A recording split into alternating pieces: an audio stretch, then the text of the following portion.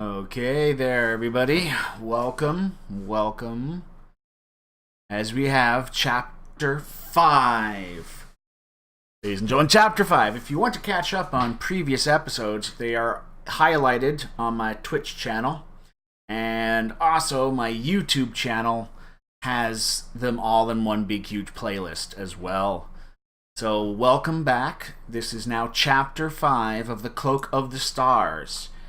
And Chapter 5 is considered almost mid-season, so get ready for some mid-season surprises happening as we are continuing the quest. Now, I'm going to introduce the characters below. First off, Butta's character. He has currently, in between internet connections and a few other things going on. He's a cool guy, but I'm going to continue his character as an NPC until I can hear more from him. With him probably retiring in his home village if we don't hear from him in a bit. Other than that, he was in the village at the time of this mission, so he's not really with our characters. But if we move on then to our next character, it's Kavina, played by Sheila Bobby. And no pressure at all, talk. No pressure at all. None. There's no pressure. Pressure hi. felt, 0. How you doing? Is that all? Do I need to say more words than that? Who are you, Sheila Bobby? Yourself. This might be a very deep question to be asking, Deep. right? Deep. I would like to get to know you on a spiritual level. No, By the way, I'll share this with you guys. Apparently, my spirit animal isn't an animal. It's a tree. I didn't realize you could have spirit tree, but apparently I'm an oak. Just thought I'd share that. I found out that I'm an oak. Is it because you drink a lot of that oak whiskey? There's oak whiskey? That could be so religious. Religious purposes. Just all we got this.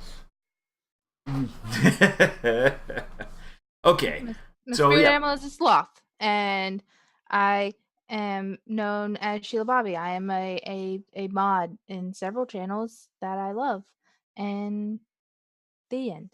And we miss you streaming. If you have time, we enjoy it. And she is playing Kavina. And if you want to tell us a little bit about Kavina.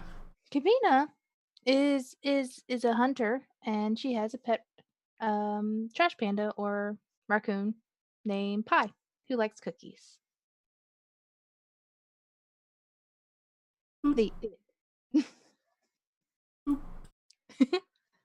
There we go. For those people that are watching my channel, you can see what's just happened there. Got the perfect little pie right there. It looks like, hey, you know what? It's positioned perfectly, so it looks like he's sitting in your room. But there we go, where you are, but there you go. There's Pie. All right. Please minimize him and put him in the corner of Sheila's screen so he can stay there forever and ever. I might do that, actually. I think that's actually a really cool idea. Boop. You see he was there. So if she had to eat and do a camera, which seemed, what was that? The whole ceiling cam thing? Oops, that's the wrong one. But he needs to be little and just sit in the corner. Oh, yeah. I had to get the right. Are you? That's not him. That's Sheila. I know that is. I'm just. Yep. I really. Yes, you know what I'm gonna do here? Oh, he's locked. That's why. There we go. That lock feature, that was my Lord and Savior right there. Yes, because I fucked up so many overlays. Yeah. Because I tried to move the rock, and I'm like, ugh. Since we're making him small, we'll also stick him up a layer. Boop. There we go. I put him right there. So he's like sitting. Boop. There we go. Look at that. We got it in the corner there. All right, and now we go on to the next character. Religious whiskey. Yes. Wind, played by Vit Rabbit. I'm Vit. I like video games. And this week you get to learn something new. I also like to read. If you like both of those things, I would recommend JRPGs. It's 2 in 1. I happen to love JR. And Or- visual novel. Did this just can- suddenly come into a visual? This is an ad that I don't know about. Did you guys talk about this off camera? It's like, and also at Humble Bundle we have. Sorry. Alrighty, and tell us about Wind. Well, Wind is a tabaxi, which most people in this area aren't familiar with because they're not native to where we're at.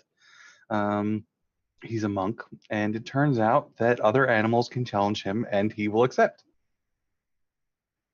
And try and die. But he didn't die. He didn't. And take everyone else with him. No, And you guys were safe. You guys and then Yeah.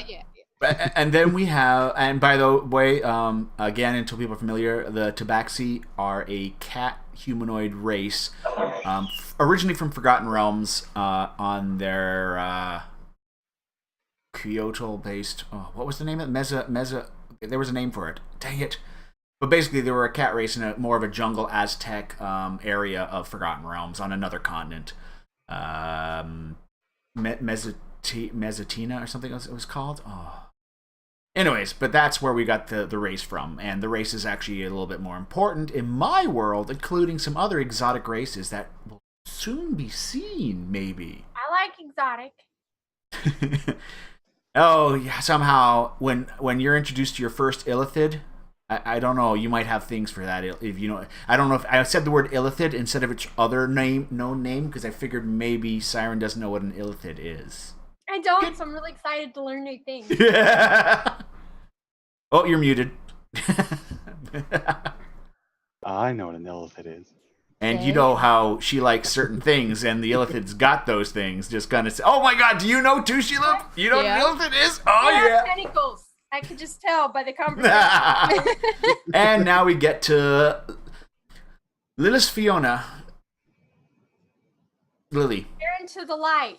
Oh my God, you got a lighty one. I know. All right, just everybody, Be everybody, hypnotized by the light. just if you've got one, just You come know, on, host- everyone, hold on. Follow and share. Stream with your friends. All right, guys, let's put together. I was Sheila looking for my needs one of laptop, these and I fund found it. right now, so we can ship Sheila one. So we I don't can. have I don't have a I got a fidget space spinner. one too. Because I got the fucking galaxy everything. It's like the Earth Okay, is not Darren, you flat. spin You will two. listen to So my that you'll voice. spin with me. if everyone sees one that's black that has neon green on it, just Yeah. let me know that's mine. That's There's definitely tons of them. mine. Oh yeah, yeah. As My seen nephew on has one TV that's a- stores. I don't know if you have those in the States, but it's literally a bunch of as seen on TV stuff, merchandise inside the store, so you don't have Might to. I suggest Amazon.com, who in no way owns Twitch? That's where I get my fidget spinner. No, I did, but they weren't Prime shipping, so they took like 10 years to come from China. But none of the ones I wanted were on Prime, and like So- when you're trying to buy something and it's not on Prime, and you're like, "What the fuck is this shit?" I And ain't then you waiting just no don't week get for it. my package. So that is Siren, everybody. She streams. I'm sorry. Sorry, Mishlaf and I had been in our own private lives binging Flat Earth videos, because if you ever want to like experience life on a new level, those are some conspiracy theories. Woo! So I had to bring that into play. But yeah, I think we all know me. And I don't really need to go into much detail on. She on that. streams. Yeah, my name's Siren. I stream. I like tentacles, and I know a lot of dick jokes. Thank you. And her character, Lily. Lily is half elf, half human, and apparently she is quite enthralled with this new NPC that we have come across. What are we calling him? Daddy? Does he have a name? I didn't get his name. I just got Morgan. Morgan. Daddy. Well, anyways, she seems to have an interest in this guy who is in no way and ever has been a lumberjack. So safe. There we go. I think I think there. Oh nope, I didn't. I may be slightly reckless. There we go. This is the. I put together a meme here for this guy. Coming. Oh yeah. Yeah, there was a meme that I put together for this guy. You know, defeats female party without rolling a die. Exactly. sorry. I didn't see that coming. That took a hard left from his initial description. And I Yep. was like, Oh, yeah. Well, he is the master of disguise, as we cut He in. needs to keep this disguise up for the rest of his life. Or it's over between us. So, effectively, what had happened last game, I can't do a full recap. The other episodes are there, but all roads led to a cave that they went to investigate. Upon entering the cave and defeating with their bare hands, arrows, and zappy zap powers, a dire bear that looked at Wind the wrong way, apparently. Nope. He growled at my friends. He growled at your friends. That was it, which was all Which rules. was bare for some, like, really rude shit, apparently. Apparently. So, effectively, he, oh, dang it. I'm going to have to put pie on the other side, because where you lean is the I'm side. sorry. Oh, I no, thought I was leading the right direction. I can lean this way. Okay, there we go. Perfect. I was going to put pie on the other side, but, you know. I thought I was leading the correct direction. To fix it. Ding, there you go. Perfect. Okay, it looks like he's on your shoulder. All right, so, and they met up with the mayor of the nearby human town, which had like jerry curled, greasy black hair, gold chains. How you doing, eh? Look, very stereo. Picture him. All right, was actually a spy for the king, which the picture I just showed you guys previously is what he really looks like. He still has a little bit of product in his hair, you noticed in that shot. Just saying. But and he doesn't have a smell of lilac, so. And Yeah. those spots, apparently.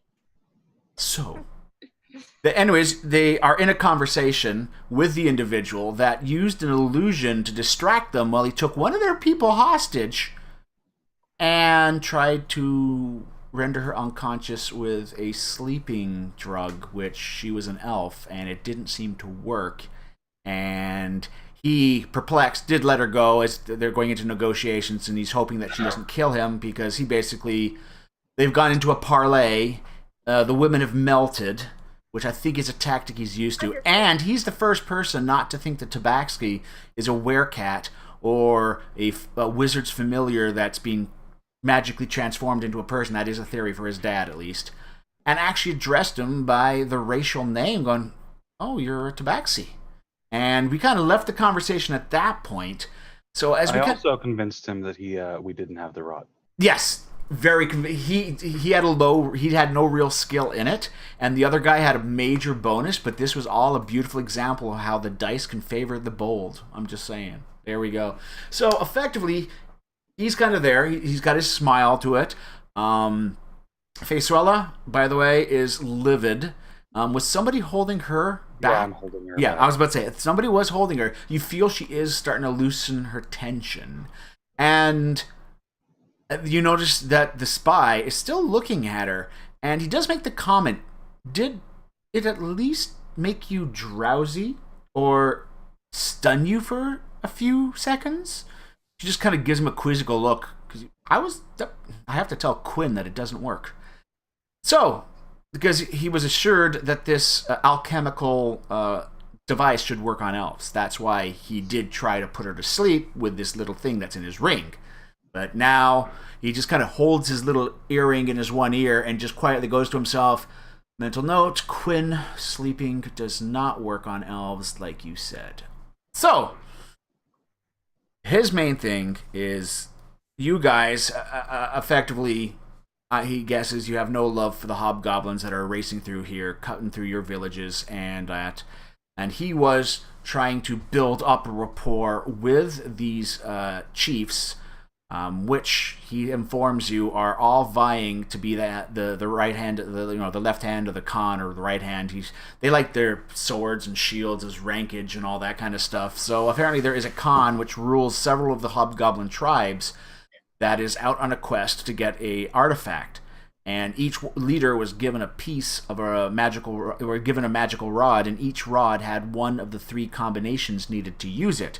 So effectively, the three leaders would fight amongst themselves. The winner would have all three combinations and then be able to use the rod to find it. He's got one of the pieces, or rather, he had one of the pieces from a rod that exploded when tried to be used, and he had marked which of the combination pieces had been on the bottom of the rod onto that ring. He is aware that you guys took down the other leader, which again, the bounty was only really with him, and since the incident, he's eliminated the bounty, pointing out the fact that the giver is dead, so you shouldn't have any problems. And George asked if you guys were okay. I'm just going to let you guys know, and I'll just let George know that you guys are okay if you don't mind that. Apparently, George cares. George does care, apparently, this lumberjack by the name of George. But, long story. George can come with us, right? George is going to be the NPC we adopt in this game. It won't. Unfortunately, the last time it was a dire wolf. But, you know. The mayor, but I don't think he's adoptable. We could make him adoptable. Well, we push hard enough, right? I know how he can I got the handcuffs. 2 hairs. One for his feet, one for his legs. He ain't got no say in this. So, effectively, he is. Effectively, that's what that's his up to date. It is a matter of security of his biggest thing is the Con, which is the Con of Cons, which is something new to the Hobgoblin structure. And as you've noted, they are working in unison. Several of the Hobgoblin tribes, which they used to fight amongst themselves. But basically, there's been a unifying force with them, and he was sent here to investigate, and came in as the role of the mayor, as the previous mayor was indicted for tax fraud to the king. So I took over as the new mayor. Was he actually committing tax fraud? Yeah. It's a crime. Do not jip out on paying your king's tithes. Just letting you know. Wait, this public service announcement. By the way, I hope everyone has done their taxes. Has everyone done their taxes? Have they? Have they done your taxes? This has been a public service announcement. Why is the bot? Hey guys, Resi, and you know why the CTT did not work earlier, and Resi the adventure is not working now? I'll give you one good reason. As I turn on my bot. And then CTT and all that fun stuff should work. Hopefully. Come on, bot. Does anyone else notice that Streamlabs chatbot does take a long time to load? Like, you click on the button, go out, grab a coffee, come back, and he's just loading up? He does take longer to load now, but not, like, a ridiculous long time. But yeah, he does take a lot longer to load. And it's the whole, did I click on him? Yeah, I got it. And then you got like 3 instances of it, and you're like, oh. Because of my impatience. By the way, see how quick it got me to grow back my little beard thing? I'm just saying, it's like, you know. But that's as far as it gets. I would have liked to have had a big bushy beard, but for some reason I just grow a bit, and it stops. That's it. It's like, nope, we're not going to grow anymore. So. Beard Problems 101. There we go. The bot is now enabled. So that should allow for the adventure. We have it until April. Oh, is this the Kingdom Hearts? Done. No, taxes. Oh, until April? Yeah, I think that's the same for me too, but I've already looked after mine. In Canada, we pay taxes in maple syrup. I really wish that was the case. That would be... I can see a bunch of Canadians doing that. Rolling a barrel of maple syrup up to the postage. It is worth more per barrel than crude oil. It's worth $1,300 a barrel, whereas crude oil, I don't know what the last is, but it's usually 3 digits, like 600 or 500 a barrel. So it's almost double the price of crude oil for maple syrup. And we got that market, man. I mean... I think I had this in one of my, Canadian moments, is the fact that, one of the biggest heists of all time was a maple syrup heist. I'm just saying. The Russians, too. The Russians were stockpiling our maple syrup. So, that being said, adventure, Alright, so yeah. He's now basically to the point where he's given you a bit of his update, and now he hopes that you guys can understand the importance of this as maybe we could work together here to diffuse the situation that is happening. Oh, I thought we diffused it when we were holding her back. Oh no, he's talking about the actual casket of souls and the rods type of thing. So he's against... Which he believes goblins you for guys do bad- not have on you, thanks to the amazing job that Wynn did. Yeah, he doesn't know I have his Nope. rod. You got it all in your backpack or right there. Oh, also, My rod. he wants to give you guys a bit of a tip. Previously, you guys were taken aback by his illusion, but this is a friend-to-friend thing. Next time something looks odd, do the tests. Do you smell something? Do you hear something? Now, of course, if a person is really proficient in their illusion, they will cover all the senses. But that particular sense just had a visual and then a mentally tactile sense to it. It had no smell, it had no sound. But there's a tip to help you next time. He's being helpful. What do you want? I'm not the one who got attacked by an invisible rug. Technically, it wasn't invisible. look at Everyone did see it. And it was an existing creature. He has met it because he can't really create the illusion if he hasn't really met it. So he may have suffered to one of those things in his past. Hence his ability to recreate it. Ding! Which, yes, he is the same class you are, Lily. Oh, that's good. We're gonna get along real nice. Kelly! Hello! Just the tip! What? Just the tip So, of our rods? yeah, the rods. And our Yeah. rod tips touch. Ooh. I don't know, is that That's gay? how we end up in space. I just predicted the future of this session. Oh my god. So, other than that, this was set up as a trap that he was going to grab it. You're the only one. Did you kick everyone's shins to get out of there? No, I'm just a better sneaker than everyone else. What was the thing? Teleported into Mad God's realm. There they will be forced to dance in the pale moonlight with a pillow and protect a mining town from a pillow while rubbing a pillow. What? I gotta fix my wording on my Mad God. It's a whole bunch of that particular one, the Mad God's realm, has a whole bunch of random things, but I gotta fix the spacing, and I have got to make it kind of a neutral word, so a or an and all that stuff won't be used, type of thing. That right? sounds lovely. I would like to go with. It's like my little adventures. I do different worlds, different realms. I would totally rub a pillow for the team. Protect I love a mining pillows. town Bedtime, from a bedtime, pillow. bedtime. Thing is, I think the pillow was used last time, so I've really got to check my randomness on that, So, that being said, effectively he had created this trap to lure the other hobgoblin here to ambush and kill. He does believe that this cave has been scouted. The dead scout that he has here does tell him that he'll still say one of the two tribes out there because he could have sent a scout out before you guys killed him, and that scout could have been the dead one there. He's got no insignia on him, but until these chieftains actually become the hand of the Khan, they have no real symbol to give to all their troops, in a way of speaking, no banner or whatever. They're working on that. So, yeah.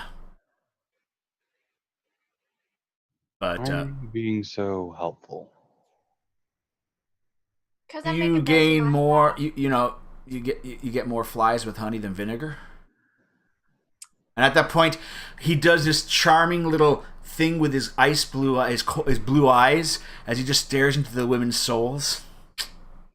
Go on. Wind, just in both your peripherals, you can also see the little anime. You know how the eyes go, and the little hearts, boop, boop, boop, boop, boop, boop, boop. You know how they actually, what's the term? They change from a regular anime, but they change into the big-headed little caricatures. What's that term for that? Chibis? Pardon? The chibis? Chibis. We went chibi and had nosebleeds. Exactly. They both went chibis. Little hearts flying everywhere. All right. I'm all also, I'm gonna ask him why are you helping us? Is this one of those the enemy of my enemy is my? Oh, I hope we're not enemies. I'd really like to get to know you all better. Gosh. No,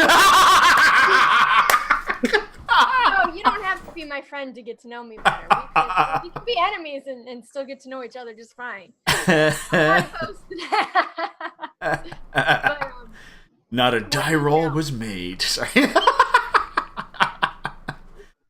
But no, effectively, he's got a task. He's got to defuse this situation, and making sure that rod does not fall into their hands would be very advantageous. Now, you guys seem to be pretty good. You're working with a nearby village, he can assume, because of how he's encountered you guys. So he figures that you're on to protect the villages and, protect the human village. It could be a nice bonding between the communities as well, as he just basically wants to do his job so he can, move on. You see this elf I'm holding in front of me? Yeah. I don't She's think like bonding's gonna 2 happen. steps away from trying to jump out and rip out your throat. She's kind of calmed down a little bit, but, Is she looking into his eyes too? Yeah, but she still has that bitter hatred because he's a human. I thought Wayne Brady had to choke a bitch for a minute, but we're good.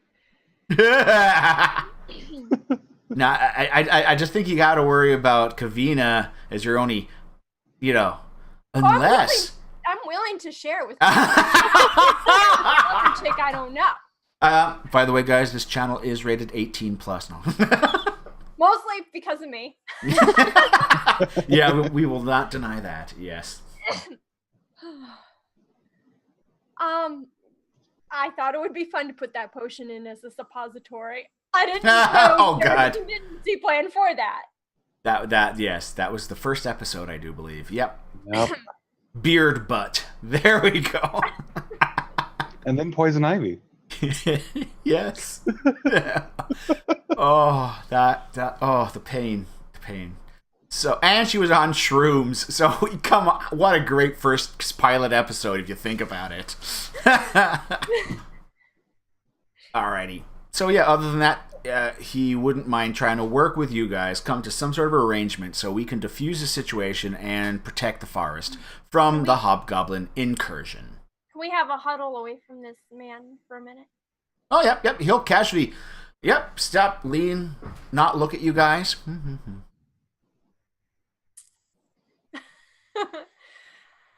I think we. I need you to put your fingers in your ears.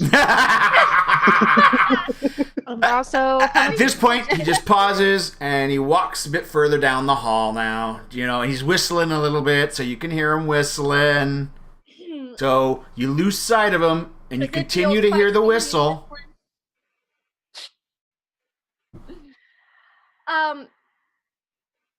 We need to do what we need to do to make him think we trust him because we need what he needs. He has information. We need it. He's almost got a good argument. You can't tell that. Is this you trying to get in his pants? Or is this you trying to give the party good advice? Are you still in a chibi form or are you back to your normal form? I'm normal. Okay. I'm normal me. I'm no longer staring at that thing. Ooh. Okay. No, I think we need to do what we need to do to make this man think we're in an alliance, but we're not going to trust him. And if I have to sleep with him for this to happen... You're just putting it out there that you're willing to bite the bullet for the rest of the team. Is that I it? can sleep with him for this to happen? What? Do you mean if I can sleep with him for this to happen? Hey, whatever happens between me and him is separate from our mission. I'm not emotionally attached to this. Just purely sexual, apparently. That's it. No emotions here. Yeah. well, what if the information that he gives us is a trap? Well, Since that's you what- guys are here in a cave that was set up That was as a a trap. Well, then, Did- we need- knowing it's a trap is half the battle. G.I. Joe! I feel like the trap is worth the risk to get the information we need. Or is the trap worth you sleeping with him? Is that what we're really getting from you? Like I said, he can be the He'll probably get, this is an outside story arc that doesn't have to do with this. What I do with him in his orcish fetishes has no relevancy on our mission. My dedication to it.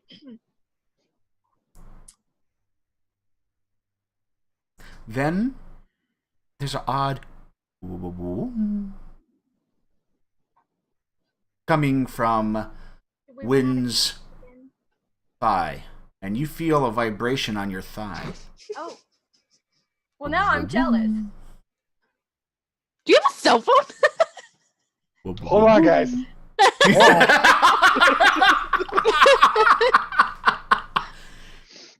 The hilt is making a low noise, and it's doing a slight vibration on your leg. That's not a hilt.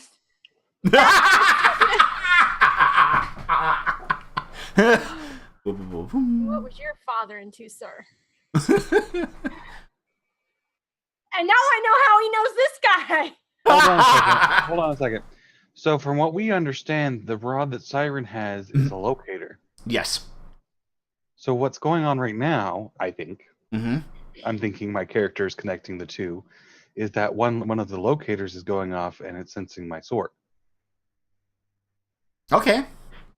I have to keep a neutral face because you could be on your money or whoo, left field, but I have to do that face of going, yes, mm-hmm. Boom, boom, boom, boom.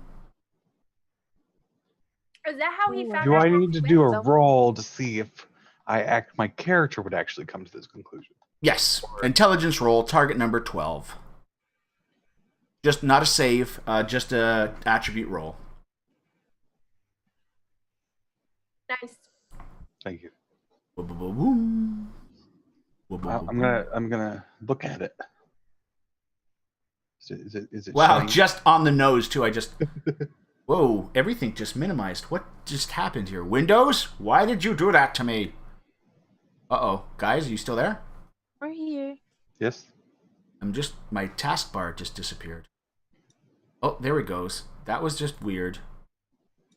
Everything just minimized. What did Windows 10 just do to me here? Damn it. I moved the bot, and then all of a sudden, everything disappeared so nice for me, so I could just see the bot, but that's not good when you're streaming. It's like, what happened? Because that's usually your video card's about to go, hey guys, I'm going to go take a 15-minute break, and you got no video for you for a second. You know, that's usually what it means, right? But there we go. Let's put this just quietly in the background.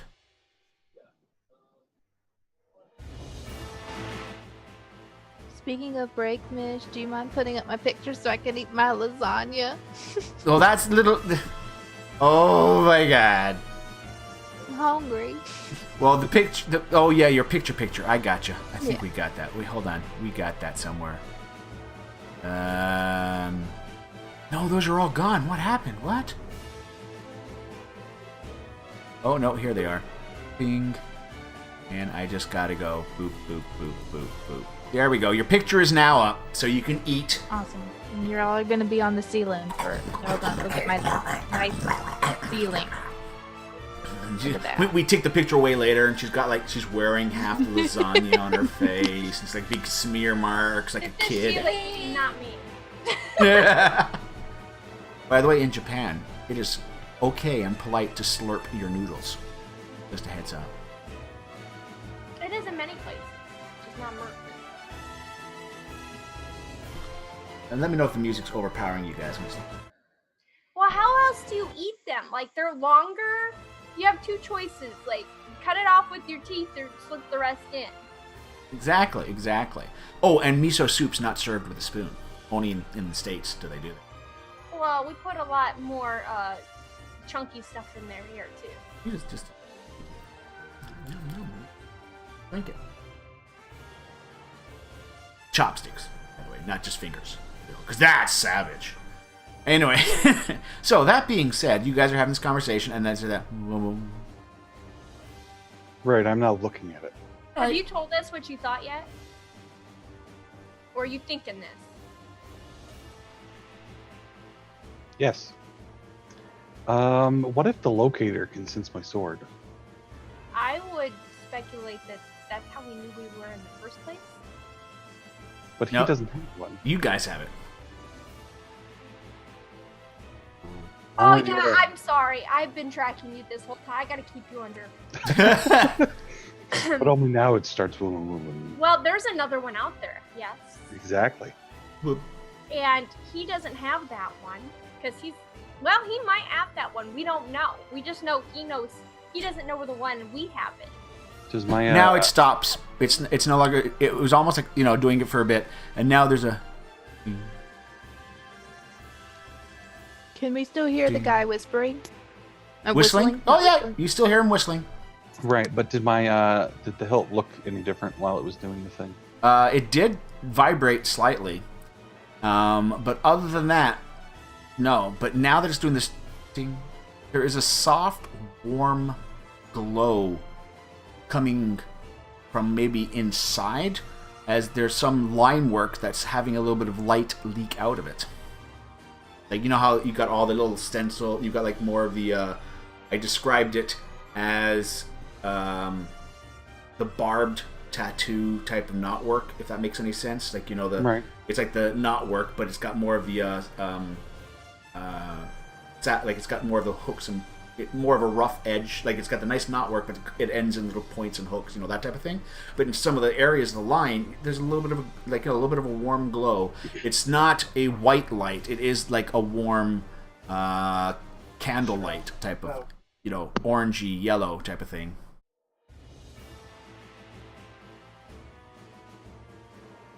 Where did your sword come from again?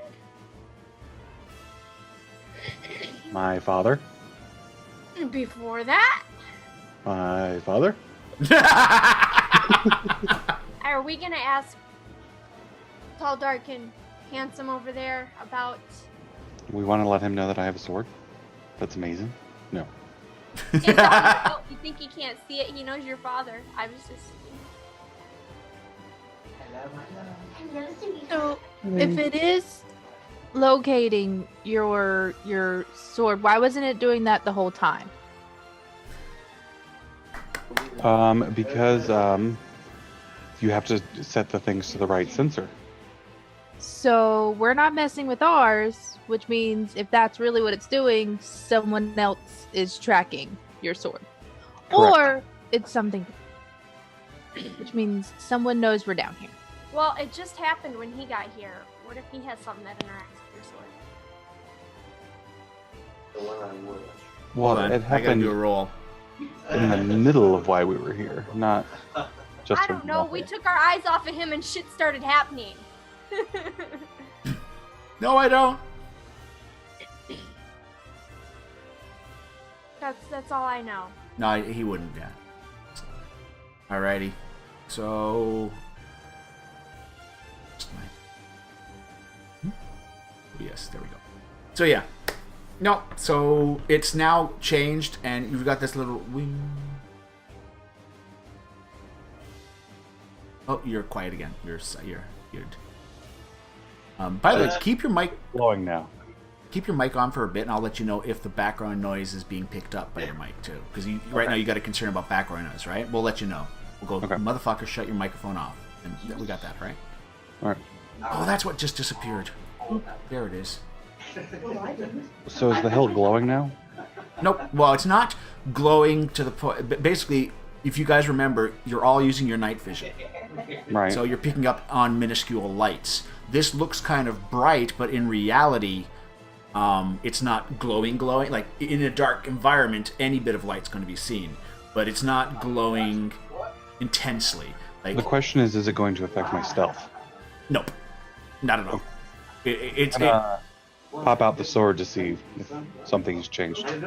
all right. As you schnick, basically you pull out the thing, schnick, the blade comes up. For a brief moment, there was like an etching along the blade in the same color of light, but it was all like little markings and all that stuff, and then it just kind of drizzled down into the hilt again. Like, you pop something, and then some arcane little markings kind of was up the blade for a bit, and then it just kind of faded back down. All right, I'm going to put it back in. Is the glow gone? Nope. Glow's still there. Yep. By the way, guys, since he's playing with the sword now, you too would have seen that nice little glow sheen up on the blade, and then it disappeared, and then schnick, the blade goes back. Wait, schnack. Schnick. We're still ripping off Wolverine right now. How much Schnick. experience do I have with magic items? Including the one in your hand right now? I'd say 1 item. Sorry. Well, So do you have any no points idea in about the Arcana? concept of, Do you have charging. do you have any points in Arcana? I don't. Yeah. If you actually, oh crap! I mean, I have a +2 because of my intelligence. Would you want to ask Lily, give me a second. I gotta check something on your character sheet. There was something I think I may have forgotten. Yes, I have. You've got expertise as a skill, which I totally missed when we were making your character. And effectively, you've got a choice of either having 2 skill proficiencies that are double the bonus for the dice rolls for your words proficiency, or you can have 1 skill that's double proficient and you're double proficient in your thieves tools, which was supposed to happen at first level. We totally forgot that, so that was one of my mistakes. So I can choose 2 skills to be proficient in. That's double. That's double. Like, basically, you click on that little star icon again, and it'll show you 2 little stars, which means you're double proficient in it. You have to have had points in them already, or you can have 1 of them and be double proficient with your thieves kit. But you haven't really used your thieves kit that much, so maybe some of your skills, like stealth. Arcana. I would say stealth would be one of your ones to be really that was sneaky. The other one was stealth. But then I would say either perception or Arcana or Deception, depending. I think with her class, it makes more sense for Arcana. Yep, Arcana and Stealth. Yep, perfect. So now that's been done, so that your character's up. And you'll notice, look at your bonus now for Stealth, and look at your bonus now for Arcana total. That's kick-ass. I'm just going to say that. So... Can I? Well... I mean, noticing him, I would you can make an Arcana roll if you want right now. I would love to make an Arcana roll right now. I'm actually going to hand it to her since she has the most experience. Wow. Wow. Okay. Double proficiency, my ass. I will give it to you. It could be charging. Like, the idea of items having charges could be. It could be somehow charging. That you can walk away with. It could be charging. That is a possibility. But you don't know if the magic to pop the blade actually uses up charges, and if so, you better warn Wind, dude. Stop going the schnick schnick schnick schnick schnick when you're bored because you're burning charges. But you don't know. Basically, wands and other items might have charges that usually refresh at the end of the day, as long as there's 1 charge left in them. 5th edition We rules. have any soul stones that we might use to recharge. What was that? Say again. Do we have any soul stones that we may use to recharge? It's funny you should say that. Just remember that question later in the game. You also notice that there is a bit of light coming out from it, which you think is part of an opening. Like, it could be opened.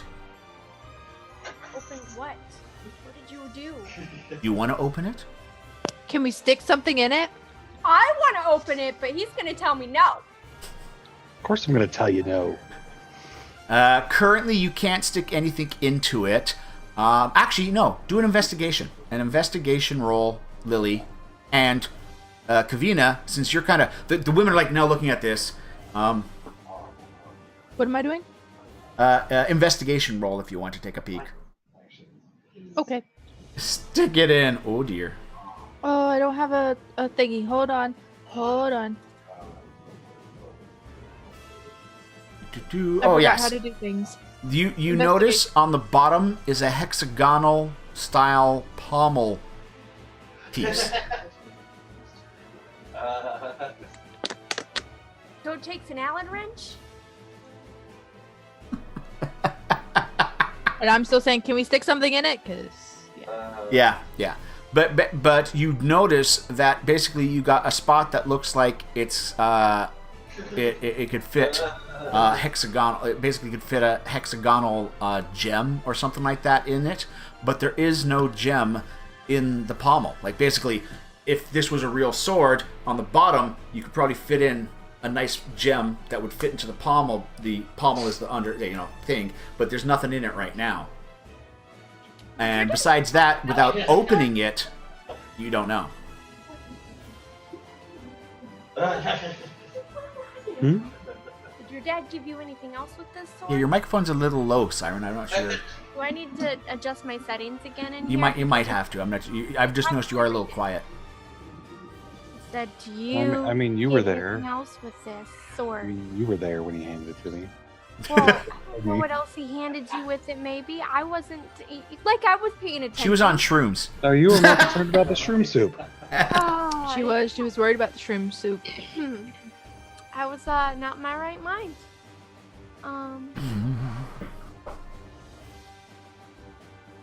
Also, I'm good now, Mish. By the way, with that 16, you think you've also found what could be the latch to open up this item.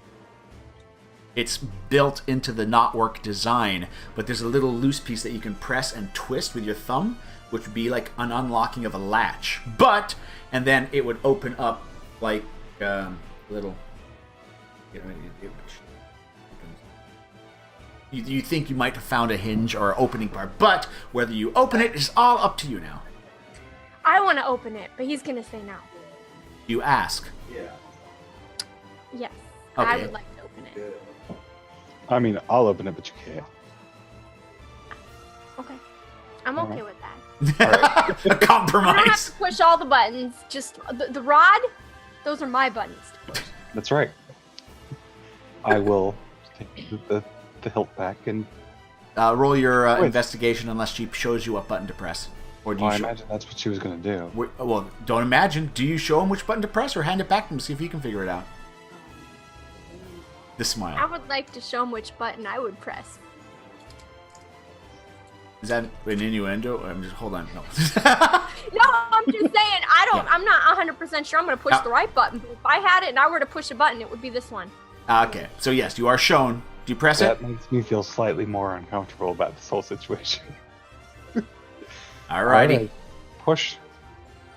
Push, and there's kind of a little click, and it opens, and you get a little bit of a rectangle, which is most of the length. Like, it just kind of flips open a little bit, and inside you notice there's a lot of, I'll say, like steampunk-esque little gears and bits and pieces on the inside of this, and you notice there is a gap which is somewhat cylinder, like it's long and cylinder-like, that could fit inside here, but the resting of it looks like that cylinder would be faceted, like a long quartz or something like that could fit, like basically something that's faceted would fit longwise inside there, but it's empty.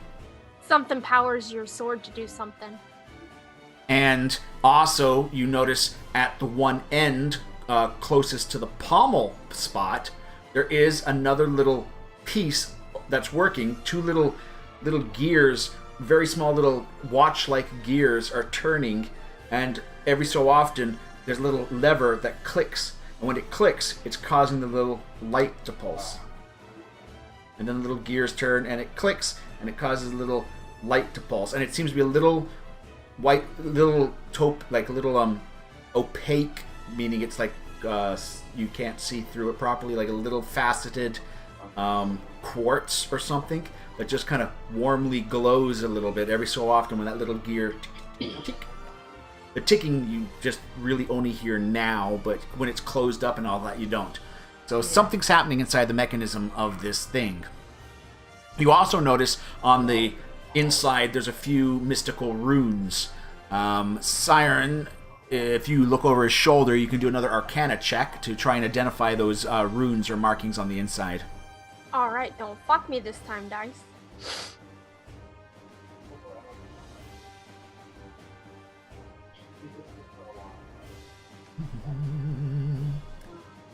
It didn't even go on the thing. That is funny. That was a pretty good roll, too, and it didn't even... Let's do this again. You double It, like, click too. rolled off the thing! And I... Oh, Ooh, wow, this was a better one. It's something similar that you would see in it. Like basically, it's referring to dimensional stuff. Like you might get in a bag of holding, or gloves of holding, or whatever, and it seems to be connected to the top part where the blade pops out. So logically speaking, his blade. It's a motherfucking lightsaber. Well, his blade. His blade pops out and pops in, right? So effectively, the blade is being stored in a dimensional space, and that's the magic workings of it inside. It's a lightsaber. No, it just goes schnick, and a beautiful katana blade emerges, and then schnick, it blows. It's not like I would do anything like doing space samurais. I mean, nobody has done that at all in movies. Space samurais. That's the premise that George Lucas had when he was making Star Wars, was space samurais. Okay. But no, so basically it looks like you've seen them. Basically, you're seeing in the inside here. Some of the markings represent the little his blade is apparently popping in and out from a dimensional pocket, just like a bag of holding or whatever. Which also makes you concerned, because sometimes you don't like to put a dimensional pocket inside of a dimensional pocket. You're not too sure if this item would be safe to put into a bag of holding. You're not too sure. Please don't do that. I explained to him everything you've just said, and I said, Yep. Maybe you don't put this in a bag holding should you ever get one.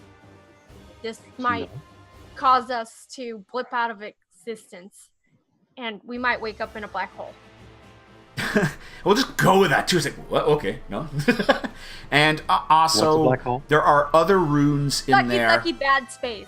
There are other runes in there as well. And one of the runes closest to the quartz is something to do with some sort of divination. Again, like you had for the location on the hinges of the chest. Ironically, you've seen something similar to that, but effectively it looks like some sort of location thing is going off inside his hilt. I would like to propose that I don't think someone's tracking you. I think you're tracking something. Your sword is the tracker, not the trackee. You're Marco. Something else is Polo. No, I understand that concept. I'm just trying to figure out what I could be tracking and how I initiated the tracking. Can I come back now? Perception checks for all you guys.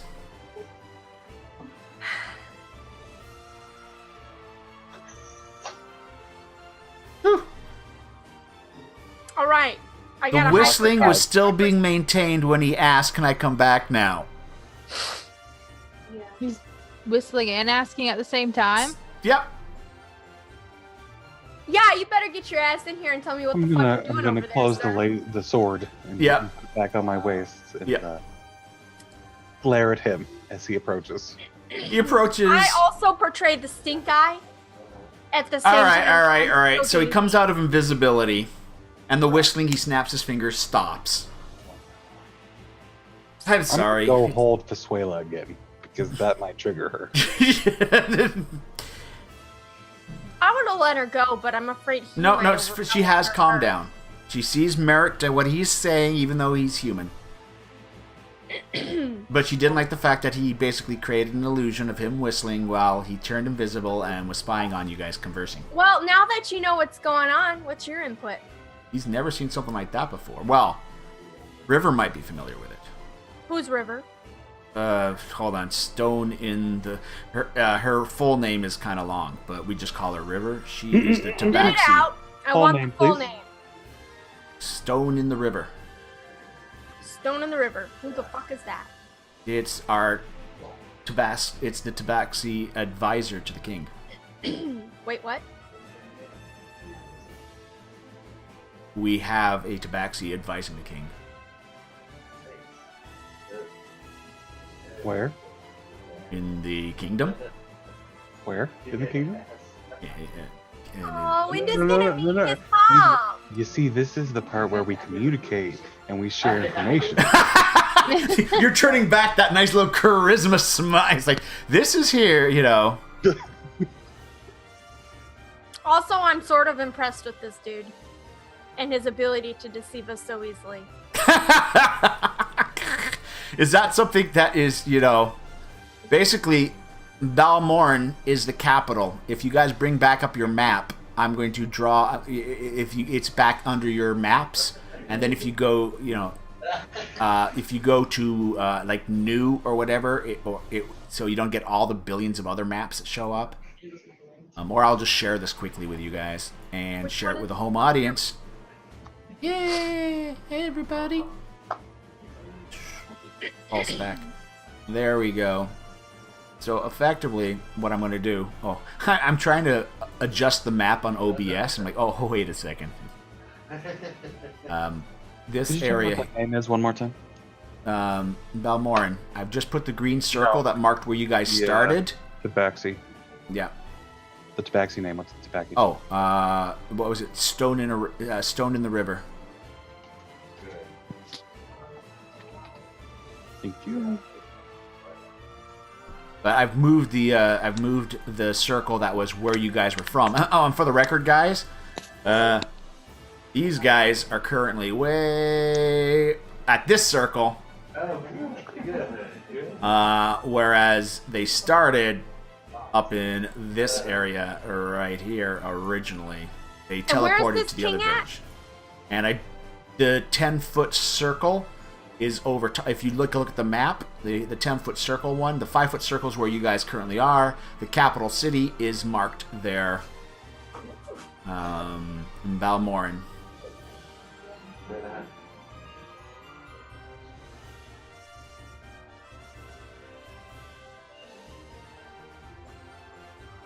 So, river is effectively the Tabaxi that has guided them. Can we reverse that warpy thingy that we used before? I'm asking this to Fasuela. She tells you that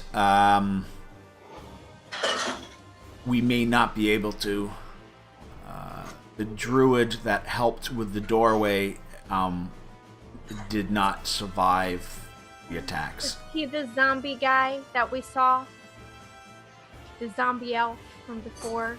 No, that was just a poor individual that she wasn't even too sure who he was because he was so deformed and disfigured, I should say, not deformed, disfigured by that goblin.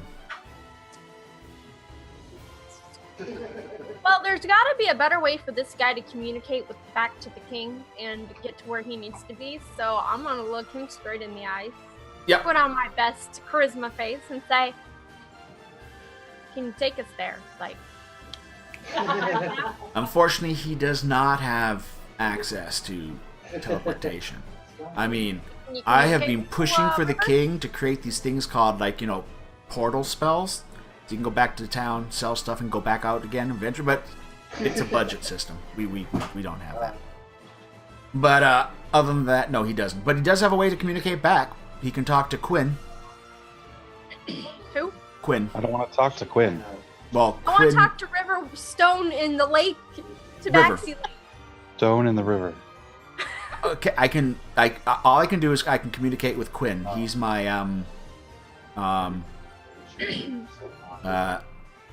Handler? handler? No, he's more of he experiments with magic and items. He's an artificer. The sleep gas that was in my ring, he made, and it was supposed to work on elves because it was more alchemical. So he's not very smart then. Okay. Well, he does create a lot of hidden items, like the quill I use for writing is actually a feather token that can transform into a boat. Okay. Well, we need to. So are you saying that we can call Quinn and then talk to Stone in the river? Yes. At that point, he pulls out a little stone, and the little stone's got a little face on it, and he goes to rub the stone. Lily, you can do an Arcana roll. Yeah, hold up on that stone rubbing thing here just a minute, sir. I don't know either. I want to make sure we have control in this conversation. It's a two-way. Basically, these little stones or little coins or whatever, Effectively, there's 2 made, and they work as basically a clairaudience, clairvoyance. It's not voyance, clairaudience. So one person can talk, the other person can hear, whoever has the other stone, back and forth. They only are sold in pairs.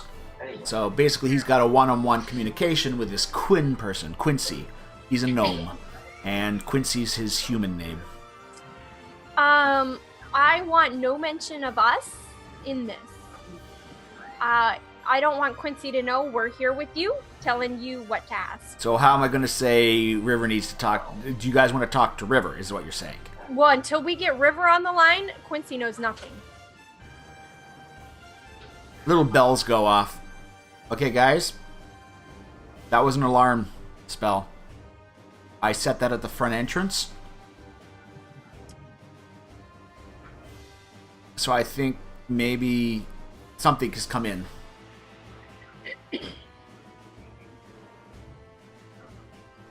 No. That means we need to be stealthy. It doesn't. It doesn't, Tabaxi. As you just spoke. By the way, those that are in chat, you can see the translation, but the other players can't.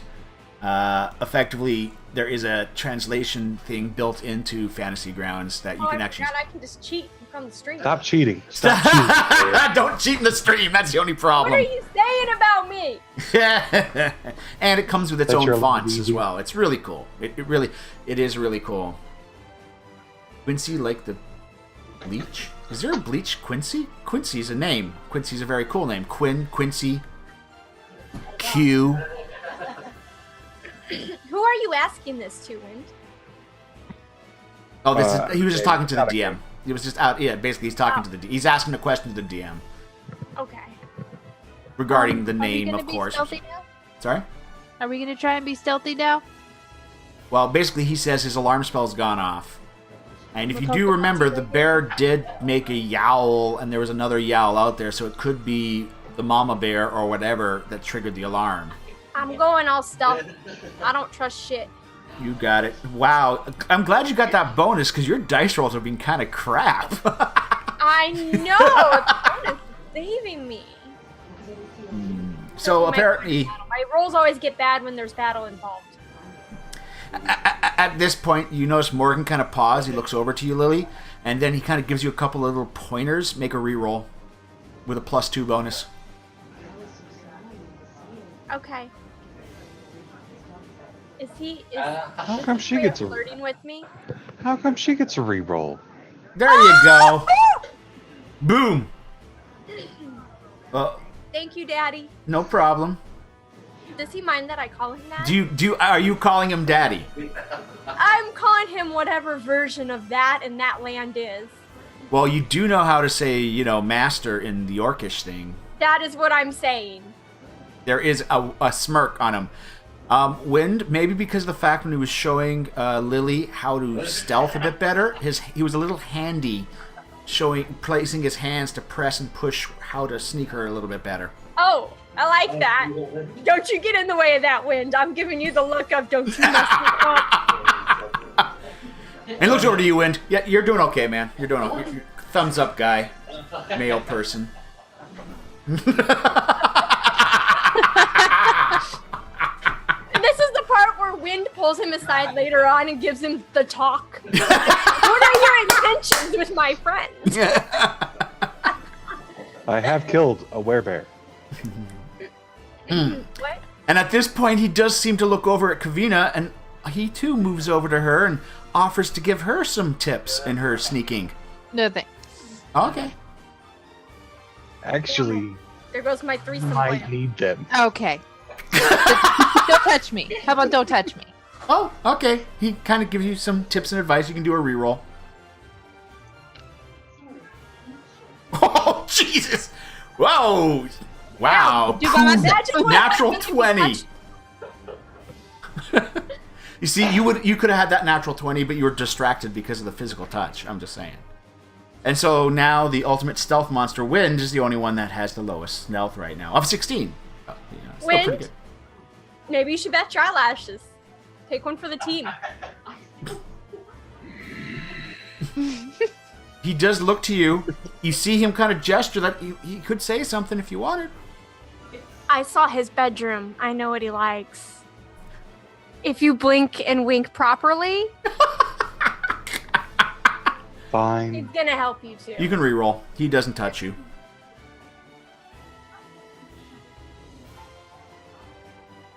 Oh, apparently not being touched. 2 natural 20s. Woof. Lily was just too distracted. She still got a good roll. Don't get me wrong. Everyone's above 20 now for their stealth. So, rigged. Alrighty. Yeah, but for me, 15 is a damn good roll compared to what I've been rolling, okay? Yeah. I mean, I hit double digits. I call it dice hacks.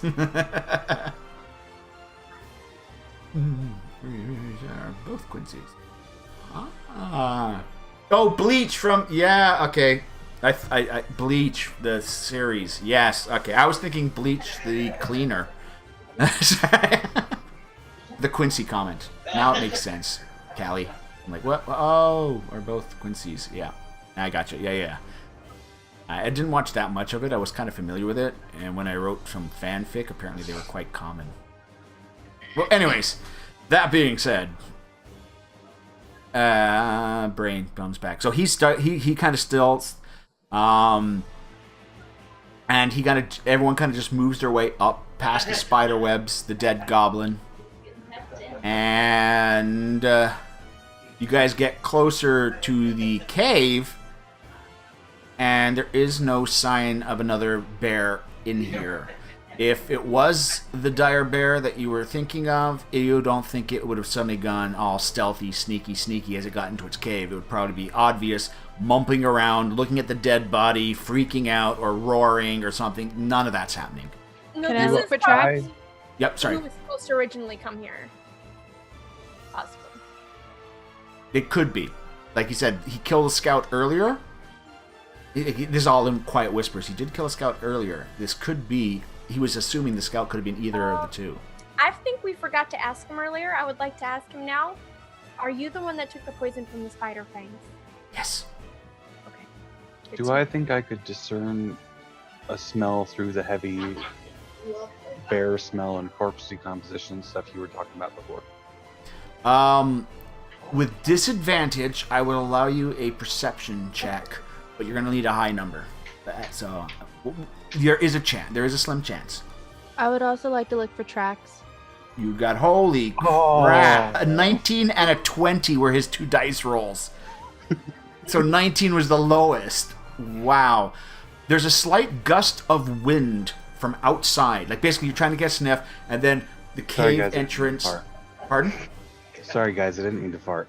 But the little bit of wind that comes from outside has a little bit of wolf musk. You know why they call you Wind?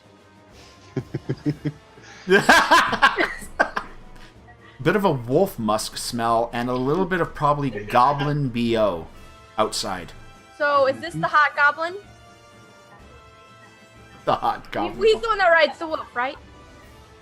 No, that's a Killed hobgoblin. that guy. Yeah, That guy's dead. yeah. But there's Well, I don't know. There's more than There could one be hot another goblin. hot in this world. Shit. I am going to tell them that I think we have company of the hobgoblin variety. Can I still look for tracks to see if someone came in? I was aware Yep. of tracks Yep. that Survival. were there before. You can do a survival check. You're in a cave though, so you're not getting your bonus though. Okay. No. The beef strong. Hot goblin returns. No, you're basically the condition of the cave or whatever. There isn't enough to give you for tracks without getting closer and exposing yourself. So probably that was the other thing. You couldn't probably expose yourself to get a good look, type of thing. You were cautious of that. If you guys do your current stealth, don't have to re-roll. You guys can get to the point where you see outside the cave. Just a brief glance, because it's close to the entrance of the cave. I'll be bringing the map up soon for you guys. You'll notice that I took it out of public for some reason. Master, are you expecting any company? Do you know of any goblins coming here? I mean, he was only waiting for them. At that point, he kind of likes that sound. But he does say, he does tell you that it could be the rest of that hobgoblin, it could be the rest of the hobgoblins group that you guys killed, or it could be the last one. He's not too sure yet. But outside the cave entrance is another dire bear pincushion. There are several dozen arrow shafts that seem to pelt the bear in all directions, left on his side flanks. Is there a back way out of this cave? On the side flanks, the top and the back of the bear, and a lot of them, and you see a few arrows on its chest, meaning if it stood itself up, it got hit a couple times, but it basically got hit from every angle with arrows and dropped. Seems to Poor me, actually, bear. that this cave, with all of its nooks and crannies, is the best place to lay an ambush. And I think somebody has a control rod out there that we want. What was that? Just a thought. See, I'm stealthy whispering. Everyone's stealthy whispering right now. That's it. Stealthy whispering. I Oh, said man. that this cave, with all its nooks and crannies... I'm sorry. is like- I just had this Hanna-Barbera image in my head of a rock. The rock gets up, and you see everybody's feet. Then the rock gets down, and then when he's talking, his head pops up from behind, and everyone else's heads boop, boop, boop, boop, from all Might I from the suggest same this rock. as a legit strategy for the incoming battle? Say, what was that? Said, might I suggest that as a legit strategy for the upcoming battle? I think that's kind of what I just did. We're all gonna get a big rock, and we're gonna walk around behind the rock. I And mean, we're gonna shoot out behind it. let's not all be behind the same rock. But no, basically what I said was this cave with all its nooks and crannies is a good place to lay an ambush, especially if it's the other tribe and we want their control, searchy rod, whatever the thing is. Yes. You're the magic person, not me. Wasn't there a whole bunch of alcoves, or there was one that the bear was in, and then there was other ways down? There's only the one way that led down. There were other man-sized caves that you don't know where they go. But we could all be in Oh one. yeah, you could all be hiding in one and do an ambush that way. That way we have different angles. Mm-hmm. The only thing is, I will let you know, I do not have a proper battle map for the inside of this cave. But your tactic is sound. Did you think we were going to go step outside and be pincushions? Of course, yes, of course I did. They aren't bears. I have no need to fight them. And we fought the bear without a map in here, so... Oh yeah, it can be done, but yeah. Chad, hello Chad, hey. Don't worry, there's also videos down below, Chad, you can click on and watch at a time, the full length. Alrighty.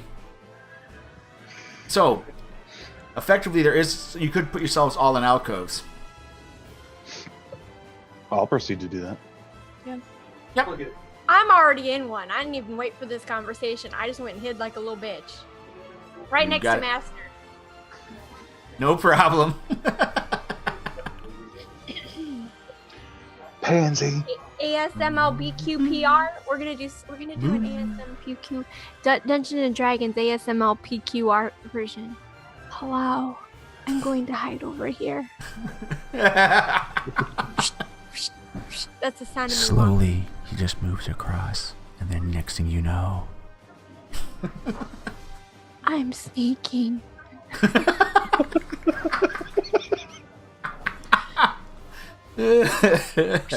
Whoosh. Here's the sound of my feet as he just walks over the ground.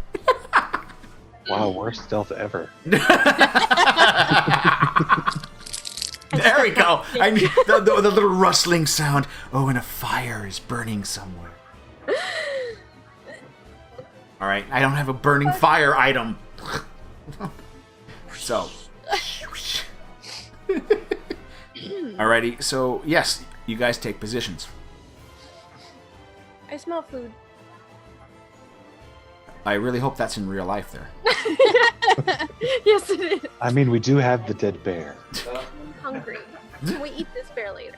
We're in despair. Alright. Time starts to go by. As nothing seems to come in. Can we rock, paper, scissors on who's gonna peek their head out and see if there's anyone out there still?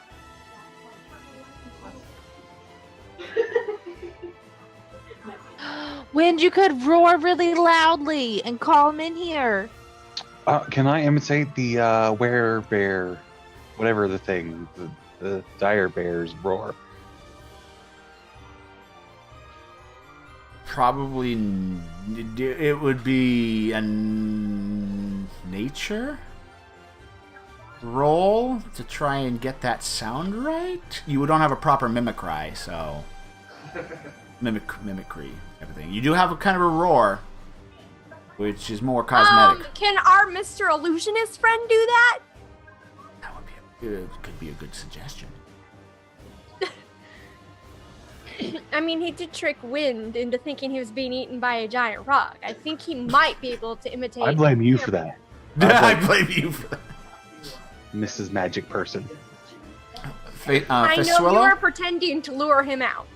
By the way, Facesuela, That's what I was doing. Facesuela, by the way, Facesuela is effectively got herself in a position with her bow ready to shoot anything that comes in, just to let you know that she's... how has Master responded to my request for him to make that sound? Just whispers? That you're not Master and he's the sub. I call him Master. He likes it. Huh. At that point, he tells you that's a very good idea. Kind of complimenting you on your idea. I know. He thinks I'm smart. He doesn't know I'm going to handcuff him up and whip him. Oh, boy. Can't wait for the campfire scene. All right, so you guys make camp. Ooh. And the camera pans He's up. going to go total Alistair on me. You know it. It's going to be like, oh, and because of Twitch, camera pans up. Camera pans down the next morning. All right. And at this point, there's a deep gurgling growl that just emanates through the cave as you just hear the, kind of a big noise kind of just echo. It sounds pretty loud and moves. I'm impressed. By the way, you did see him doing a little bit of a semantic little, thing with his hand and all that stuff. He's got nice hands, too, slightly calloused. I know. You smell like lilac. I noticed. At this point, you just see what looks like a bundle of twigs suddenly comes rolling into the cave. You notice that the bundle of twigs seems to have a little spark in it, and it kind of just rolls to the cave, and then all of a sudden there's a guys, retreat! sound, and a thick smoke starts to emanate from the little bundle of twigs. The thick It's a smoke starts to... bomb. We should retreat. Oh. At that point, you see another bundle of twigs come rolling in. The same fizzing sound goes, and more thick smoke starts to come into the cave. Can I throw the Master, bear can you out do the a dying cave bear door? sound? Sorry, say again. I need a dying bear. You will sound? have to re-roll your stealth to do that, because effectively you're coming out of your amazing stealth to grab a bundle and whip it out, and individuals may be watching where the bundles landed. No, I'm going to throw the bear. Oh! That we What's your killed strength? earlier. 14. You would have to do... you're not going to be able to throw more than a dozen feet or so. You know what I'm saying? You're not going to be able to would throw it- them too far. There's more than one man involved in the throwing of these. Still 30 feet best is what you're going to get. You can get it outside the cave if you wanted to. What is your plan with this How one? much does the bear weigh? You need a target number of 18 to... How throw much the does he bear. weigh? Just out of curiosity. Probably half a ton, 500 pounds at least. No, that's too much. Sorry. A quarter of a ton. So it's 500, 800 pounds. That's easy. too heavy. I can't do that. Okay. Bear throwing. It's like the Kyber toss. If you guys know that from like Scotland, the giant, Yes. huge Kybers. That's what it would. Strongest man. Is it just smoke? Like it's not like but it's a very poisonous? actually there's a kind of a sulfury smell to the smoke as well. It kind of has a bad reek to it, and your eyes start to water a little bit as some sort of like an onion-like thing is built up into the smoke. Told you it was a freaking smoke bomb. Yep. Well, I was wondering if it was just smoke, because I mean, we could kind of. I hate to say this, Kavina, if you were hunting and you had an animal in a cave-like thing, smoking them out is a tactic. And effectively, these goblins are throwing in smoke bundles to smoke the cave. Is this why Wind is trying to throw them out? No, he was going to throw the bear out. Well, yeah, but was that his plan? Unless he communicates, you're all up to guesses. Yes. Yeah. I'll inform them. If we throw the bear out, they'll shoot it and kill it. But I can't do it by And? myself. Kill it again. Isn't it dead? Well, right, but Can Kill we it. all get behind the bear and make it look like it's coming out, and then they'll shoot it? You know how in China they have those dragons that they have, and everyone's inside, ding, ding, ding, ding, ding, ding. I suddenly pictured the bear, ding, ding, ding, ding, ding, ding, ding, with these little feet underneath, ding, ding, ding, ding. Sorry. I mean, there's 4 of us, and Yes, some of us are you pretty could. strong. Could we push You it? could work on a bear puppetry. It will require dexterity-based saving throws to manipulate the bear. Well, strength roll, not a saving throw, a strength saving throw for lifting and being able to manage your part of the bear, and then a dexterity saving throw to manipulate the bear. Okay, I would like. But to wait, I would one like person has to be elected as the leader, who's going to need a charisma roll to saving throw to organize it all. I would like to suggest that maybe we just toss the bear out, but we have Hey, that's a bunch of Master rolls. do an illusion of the bear coming out and dying, and then we throw out the dead bear. That could work too. I like that one. Oh, come on, the other one's so cool if you pulled it off. Throw and run. But yes, Have we seen my rolls, guys? he could have the bear come out, and then he'd have to focus on controlling it to make arrows appear on the bear as he's getting hit, but the bear won't make any noise. He can make a bear come out, but he can't make the noise. If Wind, you could try what you were thinking about doing earlier, make bear noises. The echoing of the cave he'll create the bear in the entrance of the cave, and then if we get the body there, he can dismiss the illusion, and the bear would be there, but there'd be no arrows in him. That would be the only problem, unless we throw the bear in now, so the arrows might hit the bear. Weren't you guys shooting the bears with arrows earlier? Oh, there was. Can I just start shoving arrows into the bear? Yes, you can, but you have to remove those from your inventory. How many arrows you guys think? No, I mean, because they're going to shoot like dozens of them. And also, they have different feathering on the arrows. The arrows is Right, more but crude. they're not that smart. Just tuffle the feathers a bit. They're a different color. I mean, they're not that smart. They are organizing tactics, throwing bundles of sticks to smoke you guys All out. right, I got it. He really wants us to do the first plan, is what he's getting at. No. The illusion does work too. But like I said, if you throw the bear out first and have the illusion covering the fact that there's a bear laying there, the arrows that try to hit the illusionary bear he'll make them look like they're hitting the illusionary bear, but in true fact they'll go past the illusion and into the bear lying on the ground. So we need to. I guess let's do that. So that was going to need strength rolls. The best way to do this is 2 people assisting, 1 person makes the actual roll. The assisting people, their target number is a 14 with a strength roll. The person that's doing it is going to be a 16 with a +2 thanks to the help of the 2 people. Or +1 if only 1 person succeeds. Is There there a has been an straight anonymous save or- request for Sheila to reappear. Oh. Oh yeah, you're still hidden. Anonymous request for me to reappear? Yes. Boop, there you go. All right, we got it. No, there's no. I'm upset. There's no like tomato sauce all over your face. And There was. She's cleaning it off right now. So, but yeah, basically you'd have 2 people doing strength rolls. Rabbit, you might want to throw the mic Like up a little bit. me? We're getting joyous Do I have to laughter in the strength background, which is a nice sound to have. But, Was Or this just the 2 men doing this. Well, basically you have to have 2 people. Well, 1 person can do it without any bonus. But if up to 2 people assist, he can get a +2 bonus to the roll. So we're all doing it. I'll carry this bear with you. Do I do a saving strength? Yeah. I have no strength, so I don't know what good I'm gonna do here, but I will assist. Yep. Your target numbers are 14s for the assist. Is it saves or? Saving throw can be used for this, yes. yeah, I am useless. You're doing that point where, okay, now make your wind. Are you doing this? Make your roll. I'm tired from fighting the bear. So effectively, okay, it's on my foot, it's on my foot. You guys are failing to throw the bear. Let alone pick it up. We haven't even gotten to the throwing part yet. I guess we try again. We're running out of air to breathe. By the way, it is starting to fill up, and soon you'll be getting penalties.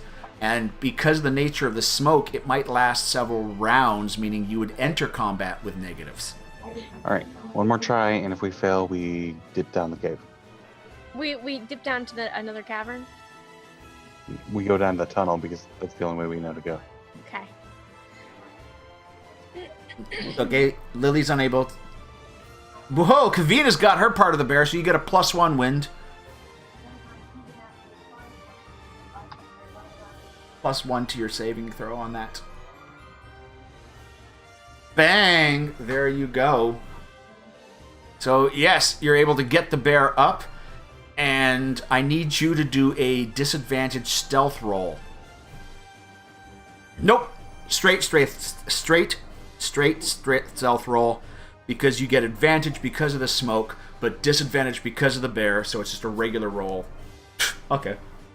You're able to throw the bear down, and then it just seems to vanish on the outside of the cave as you see a bear emerge, and that's just, you see this bear kind of emerge. I need you to do a nature roll to make your roar, because remember he said, could you make a roar sound? I thought the other guy was making the roar. No, he's making the illusion of the bear. He can't do both. Can't do both? No, his illusion skill is not that good. Can I make it a choking sound? Yep, Just yep, choke? yep, you can. Is that what you got? Okay.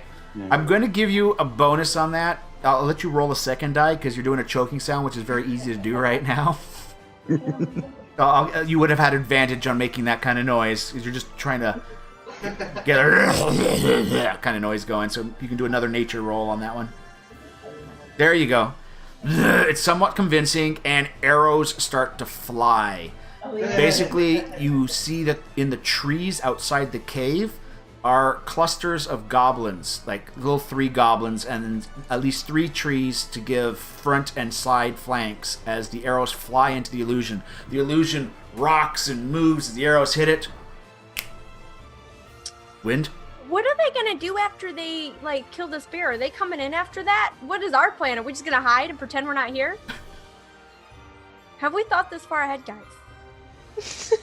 Nope. Nope. You hear this?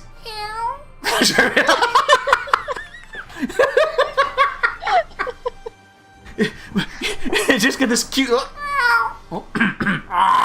He was going for that roar, but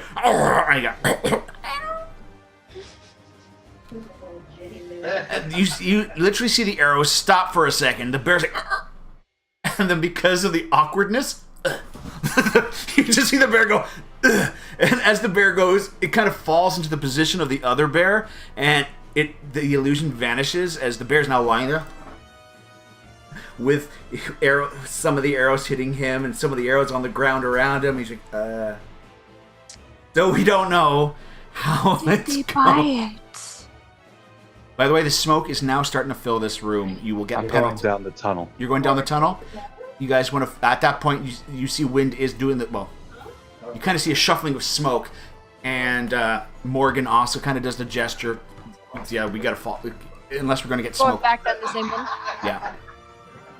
So you guys are falling back into the area. Okay.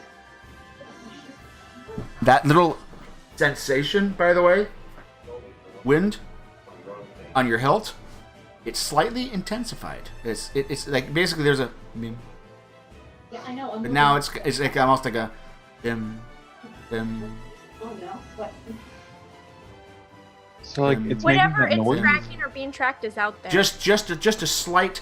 You're just aware of it. Like it's if someone if they were within 30 feet of you, they might hear it. Do you know what I mean? But that would be not a passive. It would have to be an active because it's very faint because the container is closed, type of thing, and you're more aware of it. Maybe more vibration based or whatever happening on your side there. Could I muffle it somehow? Yes, Like, you could in throw my it into a hand? sack or something like that, and that would muffle it. Yeah. Would my hand muffle it? Yes. Then I will have it equipped. Okay.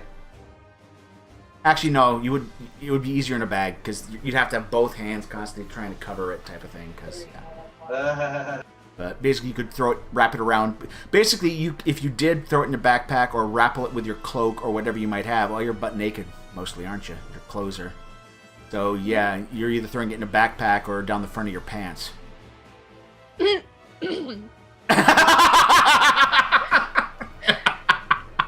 Hey, does that happen to be the Shink. hilt of No a longer a male tiger.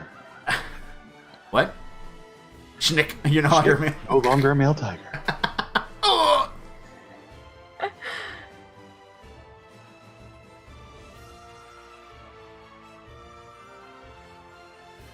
Does said castration make think- you less aggressive when it comes to, I don't know, bears growling in caves where we're all like, shh, no? Unless I overcompensate. I don't. See, if I put that away, then it's a hard choice. How hard would it be for me to get it out again? Yeah, basically you'd have to spend an action. It'd just be an action, basically. You'd be burning an action to get it out for combat.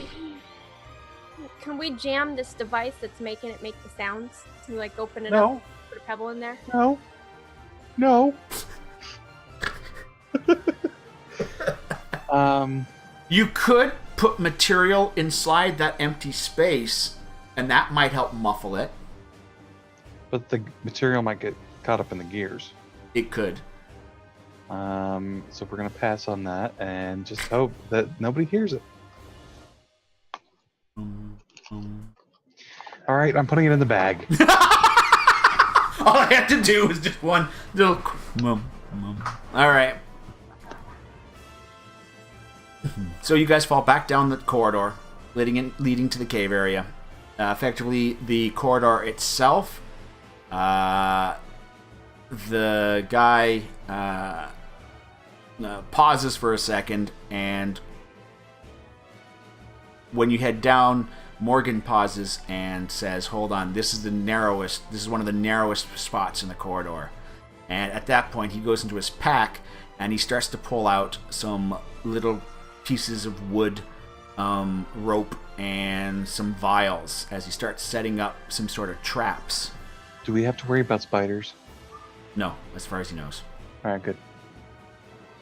As he basically starts to Can set up I set up my traps. trap? Why, yes, you can. I will set up my trap. Cool. I don't know what it is. It's a hunting trap, so Oh, you probably got the good old ching, in Fallout, Skyrim, the whole ching. It's apparently, whether it's post-apocalyptic or medieval, the lockpicking is still the same. You ever wonder that? I'm going to break into this computer. Got it. well, I mean, if it's an old enough computer, that would work. What do you mean the operating system is turtle? All right, so I guess I'll find a good ambush spot, maybe on the ceiling. Is the ceiling high enough after I set up my trap? yep, this has got the stalactites, stalagmites in the area as well.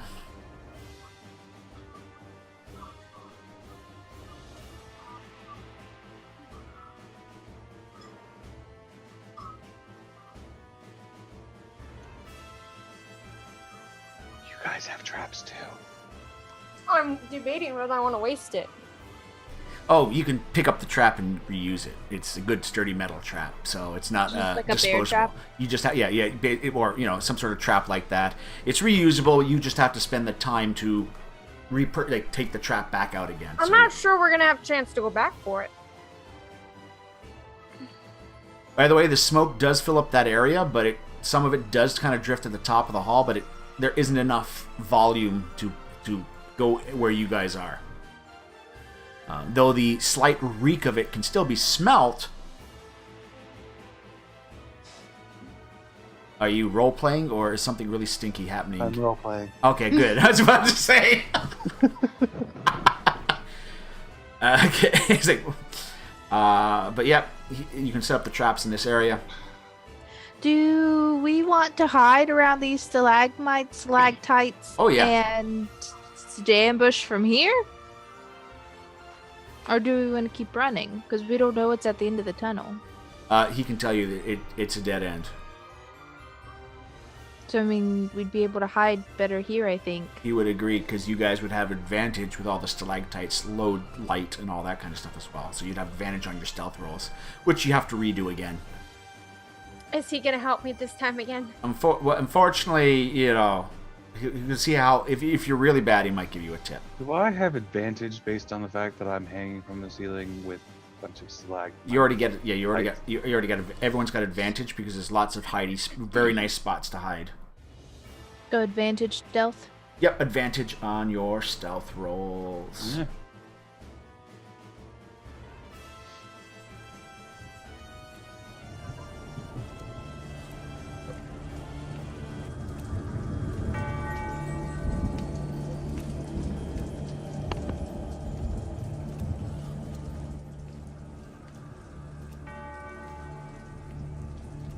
Alrighty.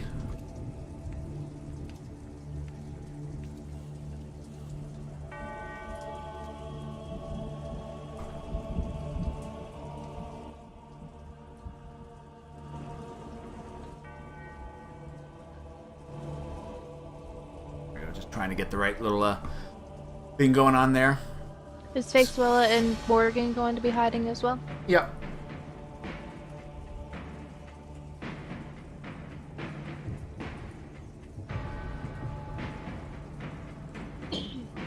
Facewilla's actually not hiding that well.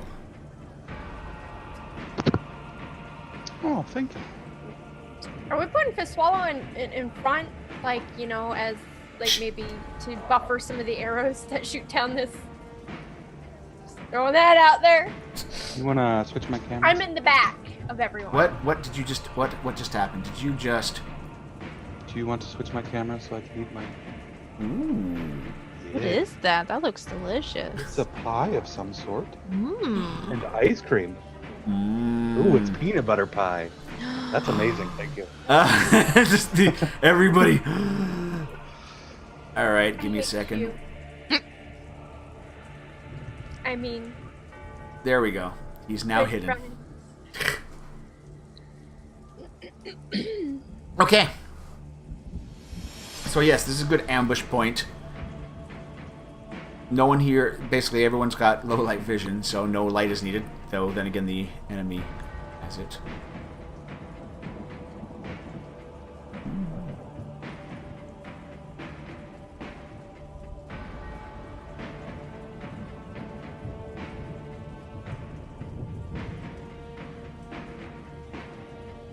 All right, you guys are aware. As soon as these guys show up, they are definitely within your short range for all of your attacks. Basically, they're because of the tightness of the space, they'll all be in your first area.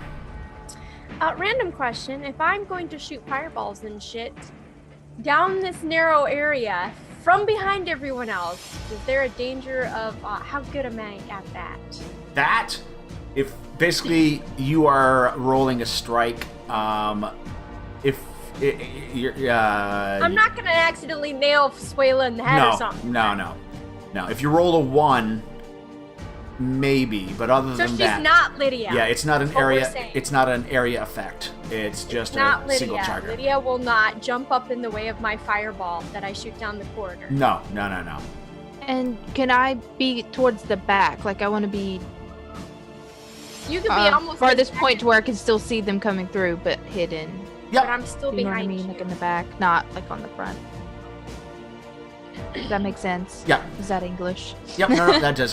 What I'm doing for you guys is I'm not going to show you on the camera because that had I'm not going to show you the combat tracker on my stream because that has everybody on it right now. I've gotten the ones that you don't know about hidden, but there are 6 goblins that should have shown up on the combat tracker. Oh, should I open that? Yep, it's the crossed swords on the top of your little page there. Oh, I forgot Wind was injured. Yep. Through absolutely no fault of my own. Mm-hmm. And you guys can also roll initiatives.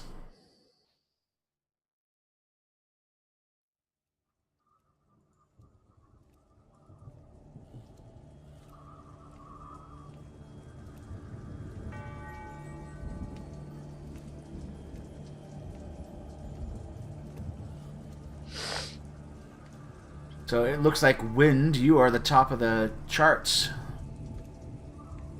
All right. How far away are they? They, like I said, they are within 30 feet easily. I'm just going to put the ding at the very top there. You see 6 goblins cautiously come down. This looks odd for the goblins, but what it looks like is 2 rows of 3 goblins.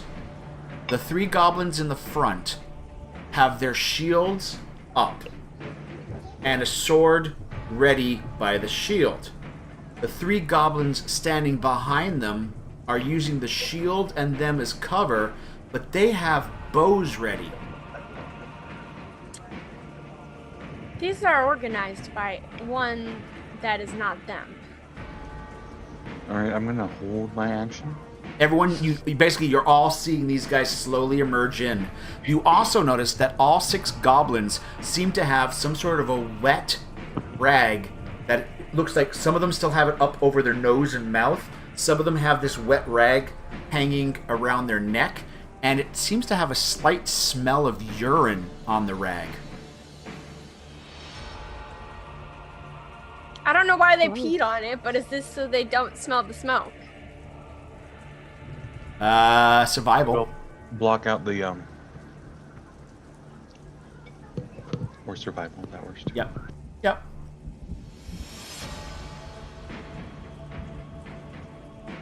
Yes, it's acting as a filter. Little history note for everybody. In World War I, when mustard and gas attacks were done, sometimes urinating on a rag to cover your face helped protect. So you're saying when we get attacked by mustard gas in this post? No, run the fuck away. But if you're unable to run away... yeah, because you might be able to piss yourself real Are easy you if you see a my gas mummy? attack happening in front of you. I'm just saying. It might come natural. Just All right, so... again, that is not something a regular goblin would have thought of. Am I able to speak at Wind, or am I too far back behind him? Roll me a die 6. Actually, any die. Roll any die. Odd, you're close enough. Even, you're not close enough. I rolled a 3. It's not showing up, is it? 'Cause No, it's not. sitting here. Damn it! You're just not far enough. Alright.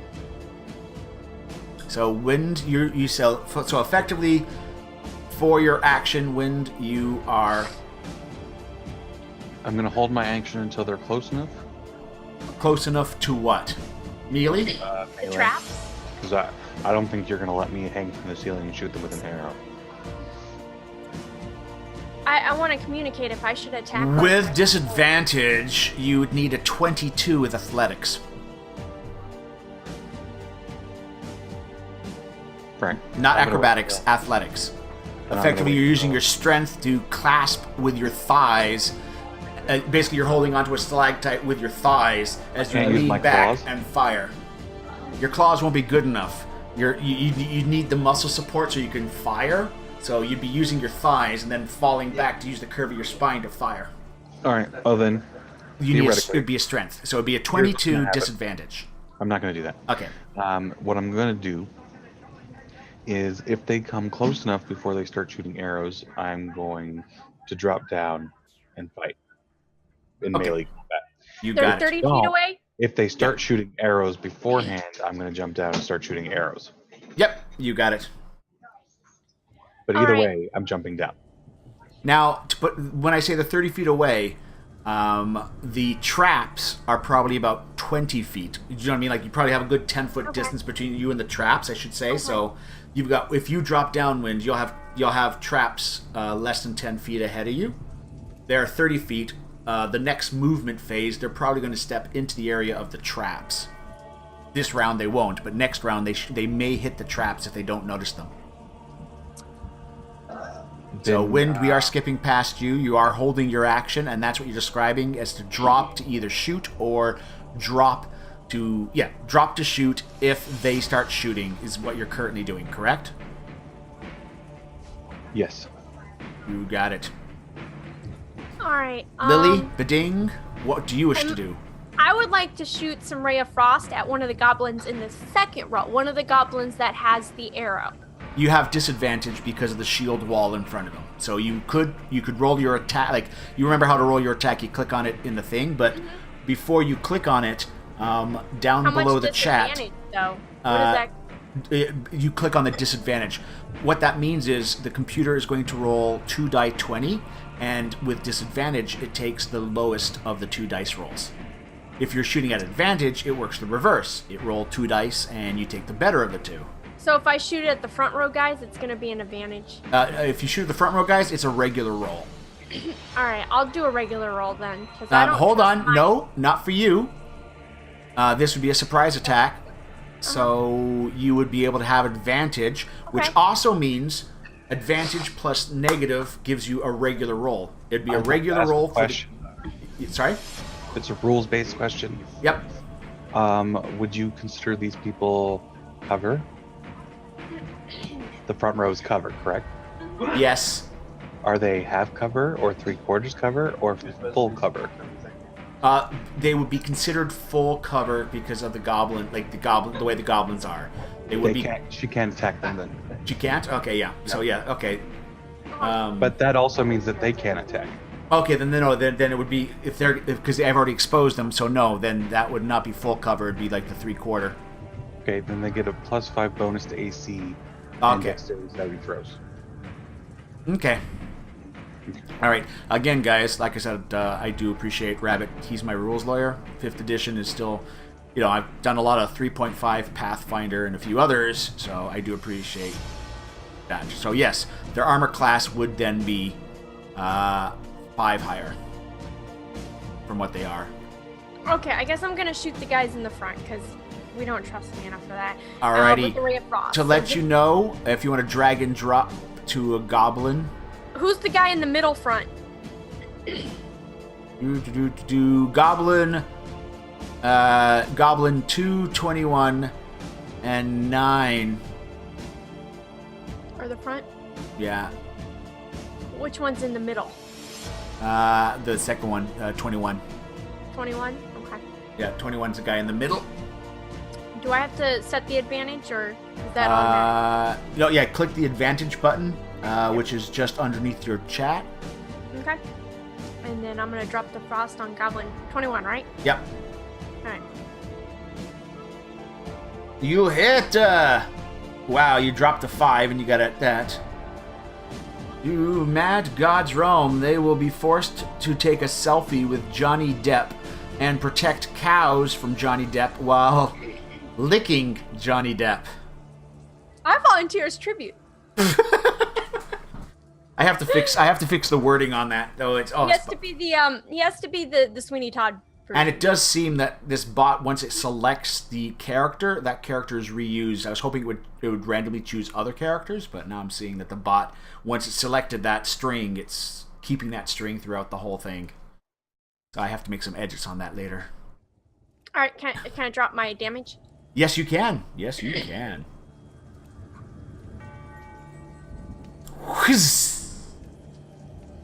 Seriously? But you can add your sneak attack to it because we made that rule last time. You can add your sneak attack dice to it. Oh, how do I do that? You can. It's on your character sheet. Your sneak attack dice. You do. Oh, just roll a sneak. Okay. Yeah. See, this is why I can't have nice things, guys. This is what I roll when things get dangerous. Oh no. Yeah, you just have, no, not your sneak. It's your sneak attack, which I do believe is how many dice it should be on your. I don't know. Where am I going? Oh, Kavina. I think should it's also. 2d6 right now. I believe at your level it's 2d6. Yeah. Your sneak attack is once per turn to deal an extra die 6. It's only a dice. Give me a double check. The amount of damage increases as you gain levels. I'm just going to double check that on the.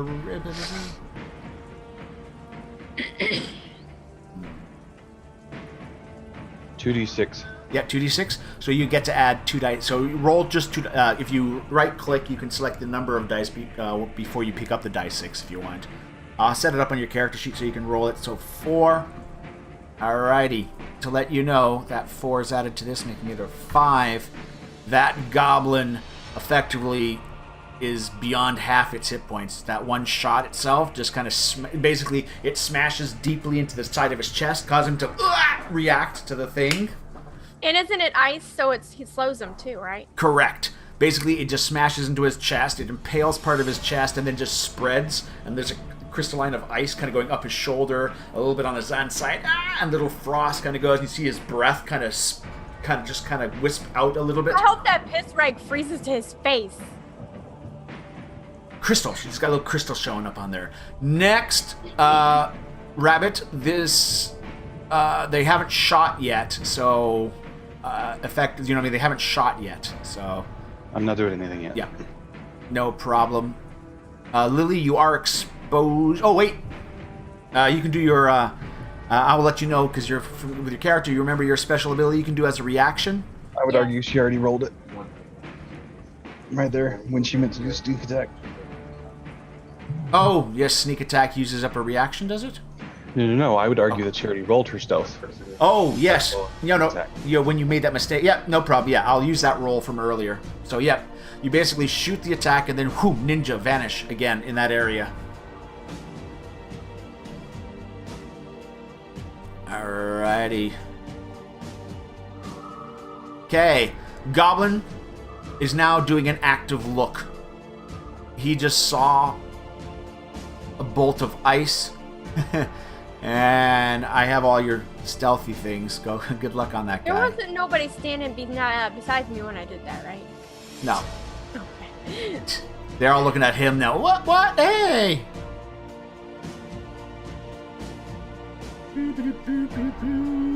Yep. Goblin's like looking around. They've stopped moving. They're not moving towards the traps now. But now the Goblin 11, he's one of the archers. He's like, looking around, where'd that frost from? And they're just spouting something in Goblin.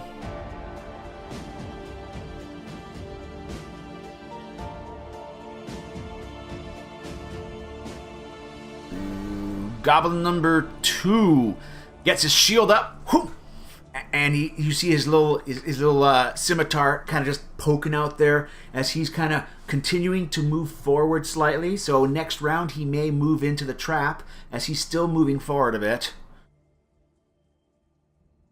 Facewilla.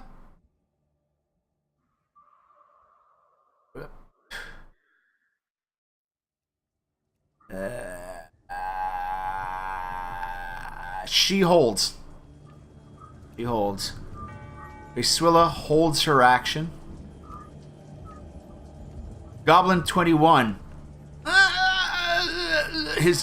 The shield that he has in front of him, it drops a bit. He starts reacting. You start to notice you saw a cohesive 3 goblins got the shields, 3 goblins got the bows. They seem to be focused on that, but now that you've caused a bit of damage, the cohesion is out. Like, one goblin's still moving forward, the other guy's looking around with his bow. The guy that's got hit is staying still, trying to work the ice off his body, and that's all he's doing right now. The other goblin, he doesn't move forward, so the whole cohesion's broken for the group. He just stands there with the shield, and he looks around. Nope. He's just basically looking around, trying to figure out stuff. Kavina, it's your action. You did see a bolt of ice whip out and hit the one guy. You also notice Facesuilla has pulled back on her bow, and she just seems to have the arrow notched and ready, but she just seems to be holding her action. So what do you wish to do, Kavina? I'm pretty far away from them, right? Yeah. Well, no, you are within 30 feet. Because of the zigzagging of the cave, that's the furthest distance you've got. You got the narrowest part of the cave, and then the moving. Like, to be honest, it's not a perfect line to them. It kind of zigs and zags a little bit, but it's enough to get a clear enough shot all the way down for 30 feet. You know, beyond 30 feet, it curved a little bit to the left where they would be out of sight, so they've just come into sight type of thing. Okay. Can I get my arrow ready? But I'd like to wait to see if they find us. Sure. So you want to shoot, but what is your trigger? As soon as they find someone. Okay, basically. Because one of us is revealed and they're going to be aggressive towards us. Well, I mean, I did shoot some ice up on their asses. But they don't know where it came from. Nope. If I shoot, I'm going to be exposed. Exactly. That's what Facesuilla is like with, too. It's like, yeah.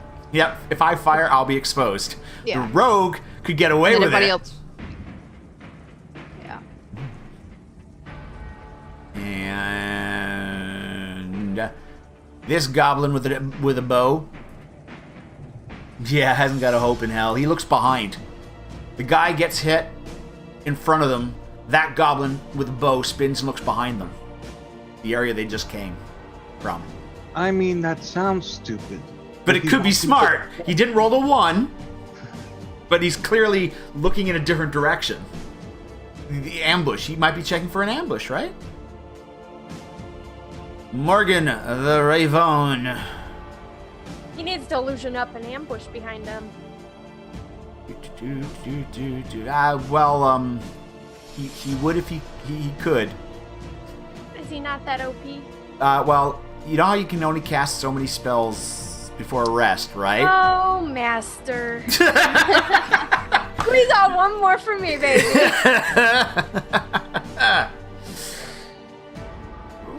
He blew his wad too early. Before the battle.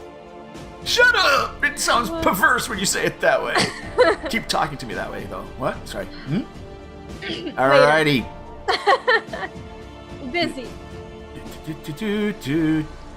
Alright, the goblin that is not moving, the one that with the shield that paused, you basically hear a... No, you don't. He's muffled. You basically you hear the slightest little twink. And a crossbow bolt just kind of hits into that goblin. Get wrecked, goblin.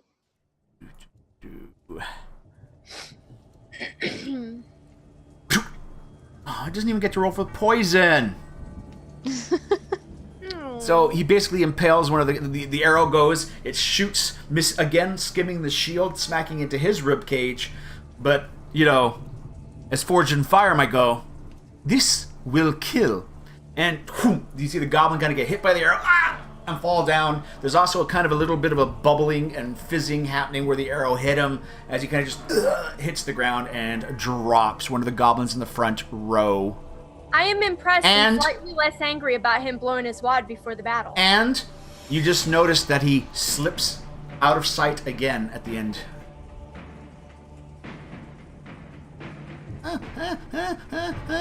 Last goblin with a bow. He's nervously looking around.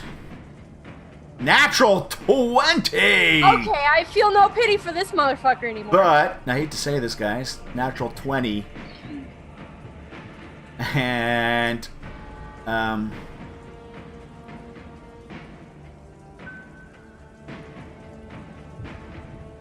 Oh, you're muted, Rabbit. Rabbit. Well, I noticed him looking around, right? Yeah. And I Rabbit, see that he actually, you see him look around, and then the goblin pauses for some reason, looks up, And I'm going to drop down and shoot. You got it. Yep, goblin. And he doesn't have, he's just a regular roll. His armor class is 2 less, so if it says miss, we'll double check your number, because I haven't changed it, because he's still got the shield built into his armor class. Oh, he nailed his ass. Yeah. So basically, the one goblin looks up, and this is a trigger for you, Kavina. Kavina, you're about to shoot, but then you see rabbits. You see the cat drop, pew, fire the bow, and describe how you kill him. I'm just going to shoot him in the ankle and watch him crumble. Okay. Your arrow would apparently kind of just go right through the shin area of the bone, cracking it, going deep into the ankle bones, cracking all those little small bones in the ankle, blood spurting out as the foot twists viciously, ligaments go, you take out the Achilles, which suddenly causes the whole calf muscle to spring right up into the body and causes his leg to jerk enough to flip him onto his side as he spacks to the ground as the artery spews blood across the ground. See, and that was much better than anything I could have suggested. Righty. They are definitely aware of. I get to. That's Yep. also Sheila Bobby and. Yep. Oh yeah. And yeah, Faceula. So Faceula goes first. Her targets. She goes for trying to take out the front row. So she takes a shot at. Which would Goblin. She's trying to drop them fast, so Goblin 21. There we go. She shoots at Goblin 21, which is the other guy with a shield that was in the middle, hit with ice. Oh my god. Oh wait, was that a short sword? That's a short sword. Oh dear. Oh dear, I rolled the wrong thing for her, guys. Sorry. Alright. Yes, there you go. She hits. Hi me. I'm sorry, that was a hi me moment. Alright. And dead. Chink. Takes out the guy that has the ice. That now leaves Goblin number. What was it? Goblin number 2 and Goblin. No, Goblin number. Yeah. So the other one had the short. The one that. Yeah, Goblin number 2 is the only one standing in the front row, the one that was moving forward. Or But I you've can got see the other ones 2 now, right? archers. You can see. Yep, and there's no more cover, so you can either choose 2 archers or the one guy with a shield. And I drop it on them, right? Yep, and the goblin number 2 is the one with the shield. The other goblins that are left are the shooters. I'm gonna take out the archers. Yep. Or not. I'm not. Chook. Not gonna. No problem. As you fired your shot, that Wait. one... What? What? What's the AC without the shield?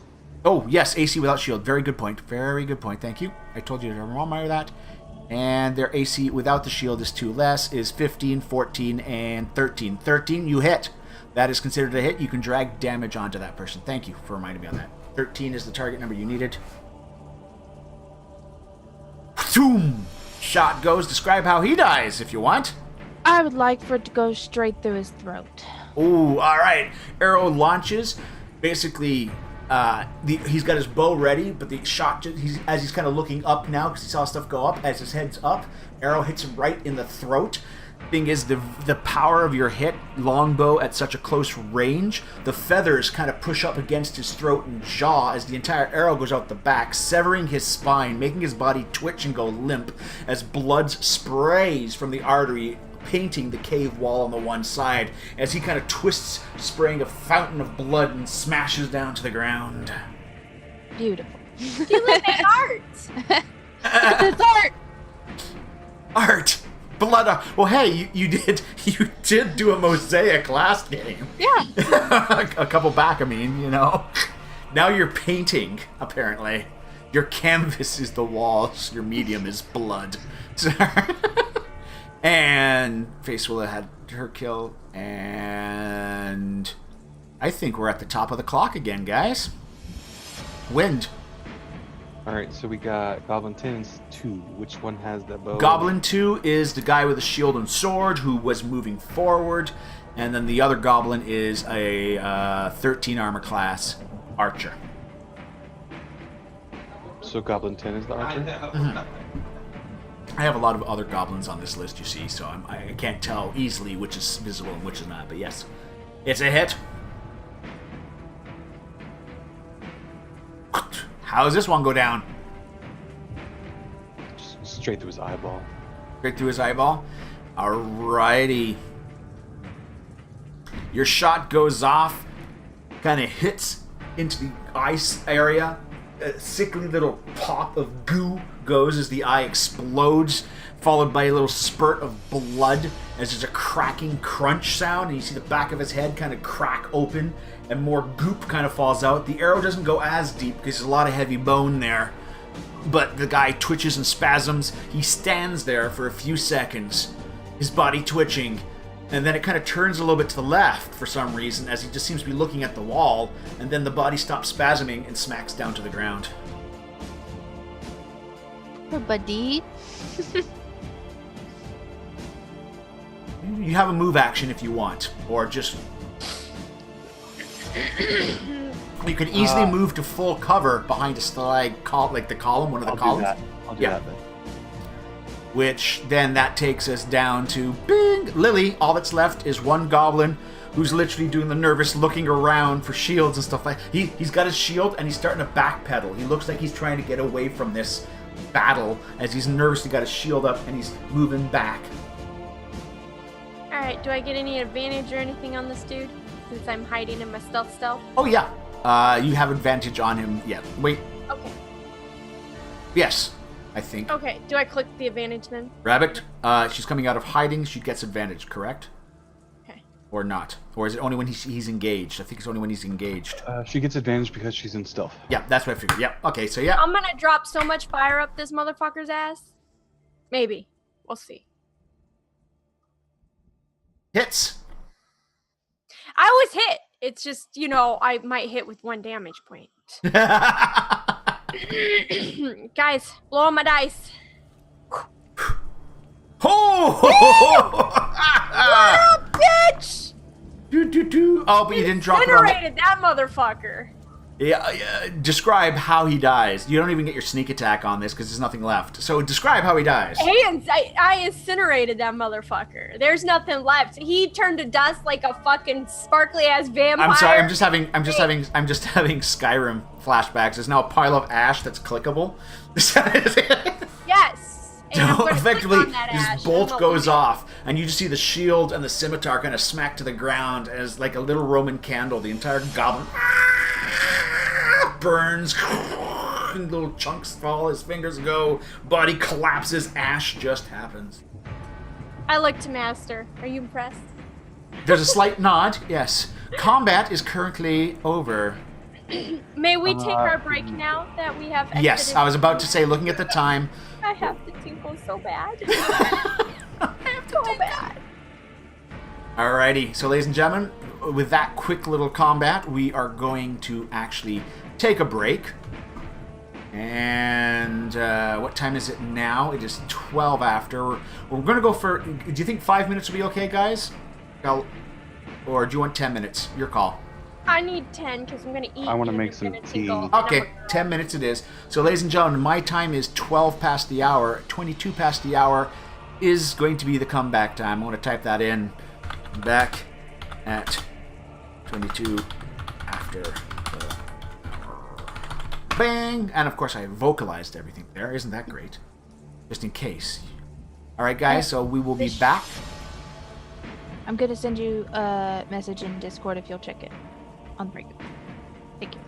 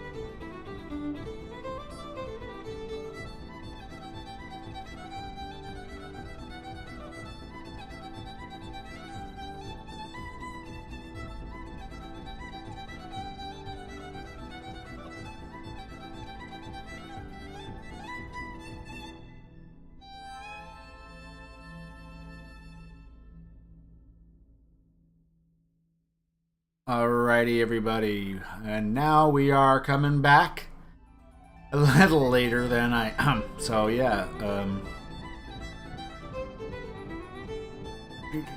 Alrighty, guys. A little longer than I thought.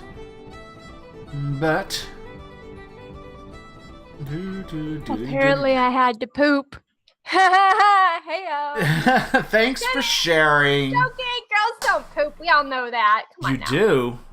Apparently. Girls don't poop. I accidentally saw this one German film with a girl pooping. That was not a girl. That was a man in disguise. Girls don't poop. Alrighty, guys. Hello, welcome back to the chaos that it is.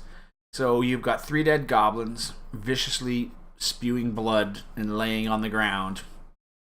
And at this point, Morgan's doing a little gesture as he kind of just does a gesture for you guys to, stay put, and he starts to move as he's kind of moving to scout to see back up by the smoke area.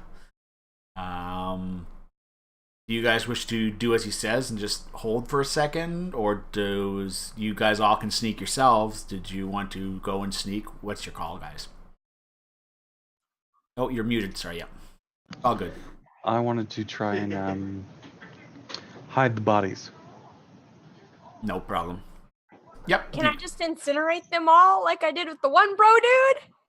I mean, is it a cantrip? Yes, it is. Then burn them. Fuck it. Okay. It will cause a lot of light and noise, though.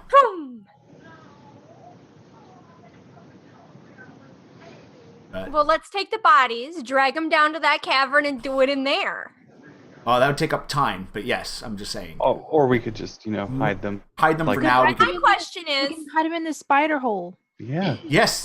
did not we just make a lot of noise already? Yeah, but Actually, that was pretty quiet. it was actually pretty The only stealthful. person who made any noise was you. Shut the fuck up. And to stealth. be honest, hers That's was just stealth fire. the ice doesn't really make that loud of a noise, and the fire is more of a oof, type of sound.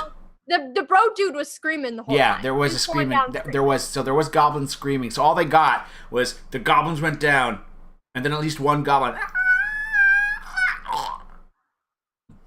and that's it. No. Well, it depends on how quick I incinerated him. By the way, wind. Bim bim. Bing bim. Bing bing. The intervals are now getting closer together. We don't have time to hide the body. Let's just go. Bing bing. Bing bing. I'm gonna do something horribly stupid. Open it up and take out the crystal. You mean the little thing that's in there? Yeah. Alrighty. How are you going to take it out? That little crystal in there seems to be, it's got the little clasps to help hold it into place. Never mind. I'm not gonna try and take it out. Can I wrap it in something to Yeah. try and make it? Yeah, I'm gonna wrap it in my bedroll, I guess. Sure, well, you can just put it in your backpack or whatever. Well, it was already in my backpack, but it apparently is getting louder. Yeah, it is. So, So if I roll it in my bedroll yep. real quick, theoretically that'll silence it for at least Yep. a little bit. I'm starting to think that it's tracking me. The person outside is tracking me. He Words. thinks I have the thing. He thinks I have the thing. The thing they're looking for. Are they looking for your sword, or are they looking? No, I think they're looking for that soul Casket of Souls. casket of soul things, and whatever setting he has it on is looking at my sword. It's off by a Nervous second. laughter. Nervous laughter. Awkward. So did we burn up the bodies, or did No, we just move them into the spider hole for now. Time related. Okay.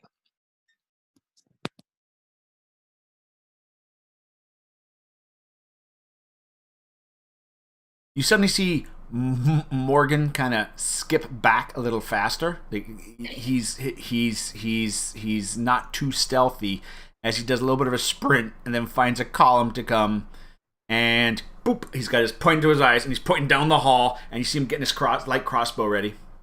Can I stealth? He sees more things, I assume? Yep. Okay. Do I have to stealth roll? Or am I still hiding? From You guys make new stealth rolls, yes. Oh, you're muted, Rabbit. Sorry. Thank you, Sheila. Yeah. I just rolled a second ago. Do I have to re-roll again? No. Okay. I have a question. Yes. Can I use my star thingy? Not for an event like that. Does Master assist her? I just didn't know if the inspiration would. Yes, she can. She can use her inspiration to re-roll anything. Oh, that's true. Yeah, you can. You can use it to re-roll that stealth. Yes, you can. Would that be a good idea? I don't know if 11 is a good number for hiding. Nature. Give me a nature roll, and I will back you up on this. Yep, nature's good enough. These guys, they're passive. Whatchamacallit? Their passive perception is a 9. Is a 9, meaning you have to get better than 9 for them not to notice you. So effectively, they're not that. But if they're actively After looking all this, for you, they're probably actively looking. Yeah. Right. But Okay, they aren't as perceptive as you saw earlier. So you don't feel as good with your spot. You do have enough time to reconsider it. There will be time because you guys have time to set this up. You're more aware of your stealth. I will let you know there's other times where you're actively stealthing during a situation. I'll usually tell you to roll your dice in that tower so you can't see what your rolls are. Because at times like that, you don't have enough time to analyze how well you're hiding. Does that make sense?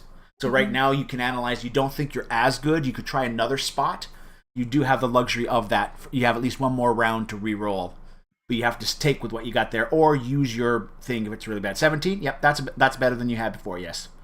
Oh, no, that's my nature. Oh, that's your nature? Whoops, sorry. Yeah. So I'm going to check off my inspiration. Nope, you don't need to this case, because like I just said to you, you've got the luxury of one more round, and you're trying to set up a hiding spot. Yes. Okay. When you're in a bigger stalactite. Yeah, exactly. Might. Thingy. Stalactites hold onto the ceiling real tight. Stalagmites push up from the ground with all their might. That's how you can remember them. Before she was hanging from a stalactite and her feet were dangling. Now she's ducking behind a stalagmite. Exactly. Alrighty. So, and brain, yes. So effectively, you are having a little bit of deja vu as Look at that, another round of gobbly-boos. as you basically see 6 goblins nervously work their way down. They're the first 3 that you see, 21, 1, and 13 are the first row. The second row, of course, is the goblins 3, 12, and 7 for you guys on your combat list. What I can do is we're getting close to the reveal of the other characters, so I can actually show the people in chat what's going on. I trust you guys not to peek or chat to say, oh my god, there's 14 trolls on that combat tracker, right? I'm hoping, we don't get that, right? But, you never know. But, like I said, the one thing I really love about Fantasy Grounds... Wait. What was that? Wait. He's like, wait. What are you doing? He might be closing the stream. Or popping out chat or something. I was doing a pop-out chat, so I could still look at chat. And the pop-out chat? Gotcha. And false back. Boop. There we go. This is the chaos that's on my desktop right now, guys. But, I went to click on there we go. But this here is a beautiful little combat tracker, which shows the orders, the enemies, and what's visible and not visible to the players.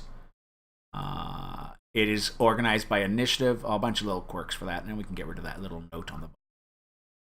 There we go. So, this is a way that we refer to the characters. And it also skips invisible characters, meaning if the character's not... I can change that if I want to, if this character is sneaking. And, oh my god, look at that! Whoa! Holy crap! So, we are still sticking with the same initiative, even though we technically should re-roll it. But we... actually, no, let's re-roll initiatives, because enough time has gone by. I can roll initiative for NPCs. I've re-rolled my NPC's initiative, so you guys can just re-roll your initiatives. Wow. You are you're a queen of the hill there. You're a little distracted. Why? Because Morgan probably hid close to you, and Morgan is wearing leather pants. Yeah. Go on. It's leather armor. He's wearing nice form-fitting leather armor. Uh-huh. So that's why your initiative is one of the lower ones. Okay. What's his initiative at? I'm also wearing nice leather armor. Actually, his is actually a 10, and yours is 9, so okay. He's slightly less distracted than I am. All right, so Kavina, you have got first dibs. You see the same pattern, 3 goblins with shields and 3 archers behind them. Oh! Now, who did that? 600 seconds? You better unban them. Oh my gosh. I wonder who did that, though. I'm sorry if I do. Tiger's talking to no one now as Resi. Yeah, I don't know how. Can I unban too? I just wondered. Can I fix Purge? Oh, no. Oh, he's fixed. Oh, he's fixed? Good. Mod abuse! How do I get rid of that? There we go. PTTV's not working the best, so I couldn't No, shoot I've noticed that too. So I had to the host button is not working as well. Though Twitch did change its interface a little few things. A lot of it. Mm-hmm. So. Oh shoot, I forgot I'm in Chatty. I could have done that shit from Chatty. So, Kavina, you do see those people coming. What would you like to do?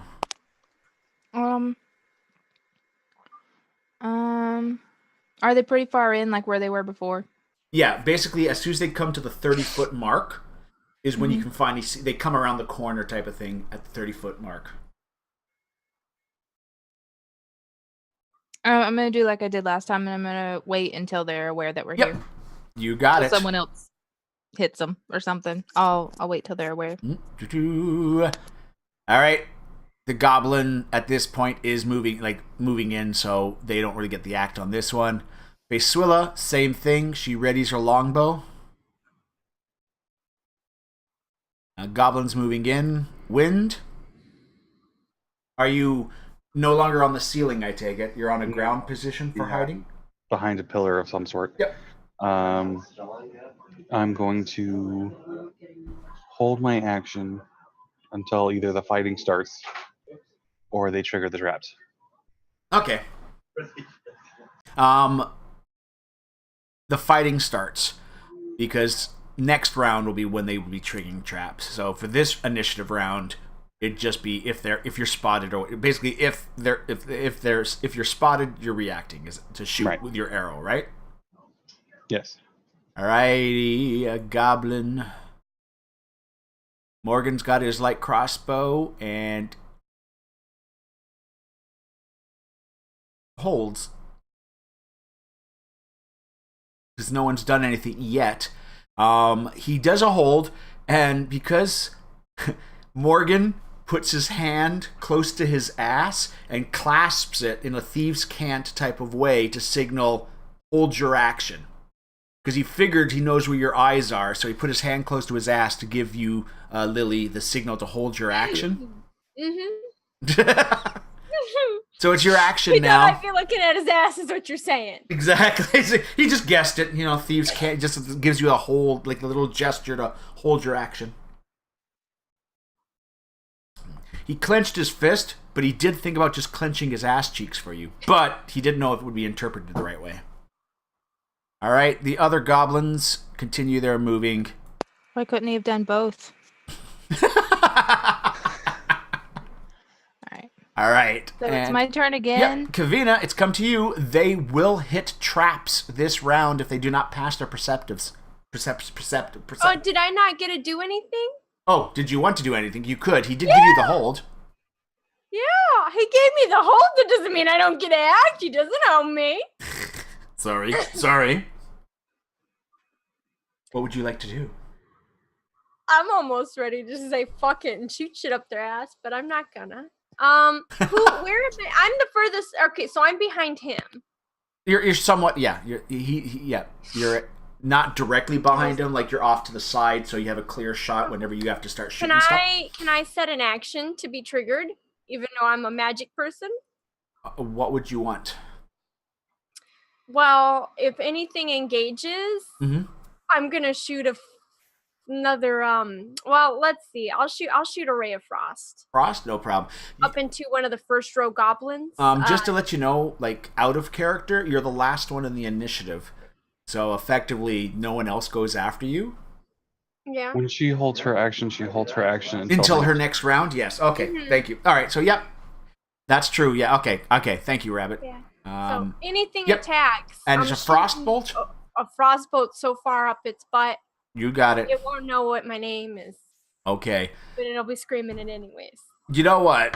I don't know if you have access to Magic Missile, but Magic Missile always hits its target, and your descriptive placement of where you want those missiles to go, you could actually direct them.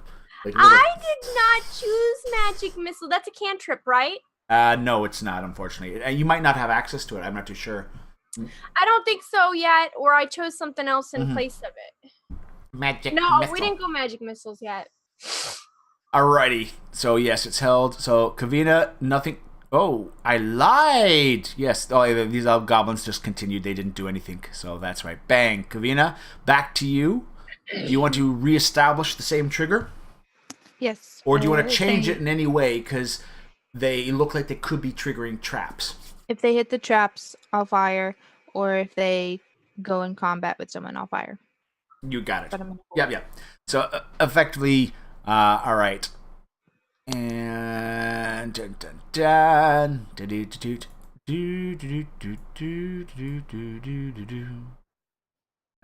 he is actively looking.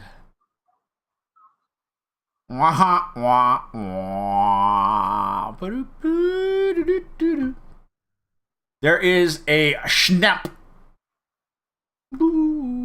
5. Alrighty.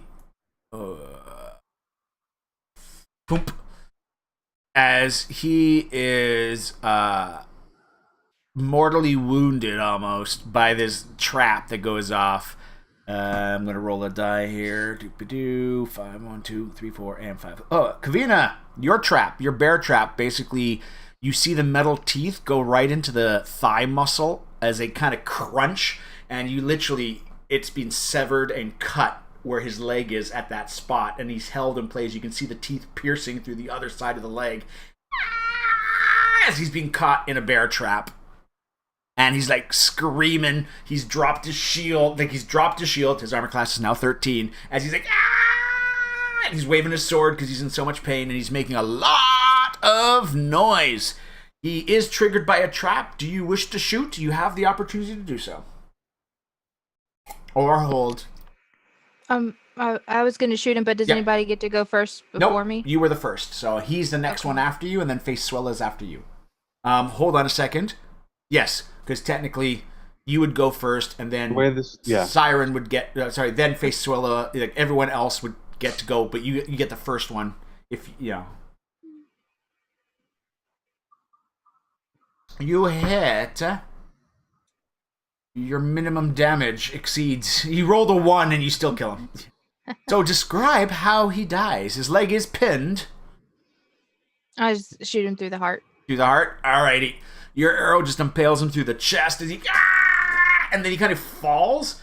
And then he half falls because his leg's still stuck. And then there's this sound like breaking celery. And there's this sound as it kind of rips. And you see blood spray as the trap fully closes now. And the lower part of his leg. He's make gone. more art. More art all over the walls. Woo! Faceula is holding her action at this point. The goblin, the other goblin with the shield, just saw his buddy. Ah! All of us who held our action until the traps were triggered or action started are waiting for our actions. Yeah, well, I'm just saying, anyone else want to react now at this point? Yes. All right. They hit the trap, so I doubt that a trap is going to be triggered unless they're stupid and charge forward. That's true, yeah. So is Faceula holding still? Faceula is still holding, yes.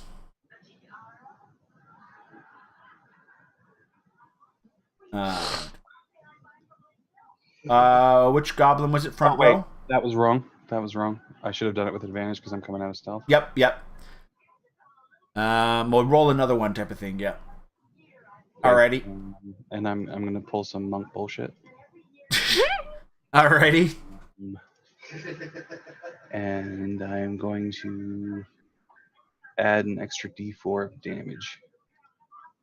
Not that I don't necessarily need it, but it's freeze. Yep. And which goblin are we hitting again? Which one is it? Number 3. Yep. Gotcha.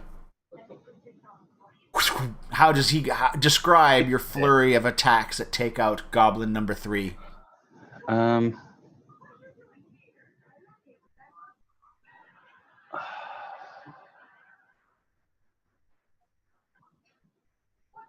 Something cool. So tell me your attack. What was your melee attack? Actually, it's an arrow. It's just an arrow. Oh, it was just an arrow? Because I'm 10 feet away from the traps, remember? Yeah. Okay, yeah. So what was the bonus you were doing? Kinsei, it's a Kinsei thing. I can, if I make an attack with my ranged weapon, I can add 1d4. Yeah. So so it's just a good shot. All right. Right. In that case, you fire, and you basically see the goblin's head just kind of like that, and all you see is your arrow go past from behind his head with a speckling of blood coming off of the fletching on the arrow, and you just see a bloody hole in the front of the face as the goblin collapses forward, and your arrow lands on the ground behind the goblin. Nice. Alrighty. And at this point, let's see. Yeah, both Morgan and Faceula are. Well, actually, I'm going to let Faceula face. Now that a second arrow is out, Faceula is before Siren, so Faceula is going to shoot the third goblin in the front row. And by the way, for those that are watching, just watch this. All I have to do is go to her character sheet, grab her attack, drag it down to this guy, drop the dice on them, and everything is calculated. And that is a hit. And then I just grab the damage, drop it on the goblin, and there you go. Everything is calculated. That's what I love about this game. That means I can put armies of things at you. I'm just saying.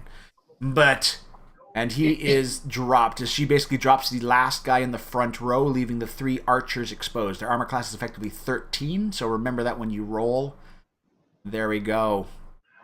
And Lily, before your action, you still have your leftover action. Yeah. What is Morgan? Did he go? Morgan's holding. He seems to be watching everyone, effectively seeing how well you guys work. Okay.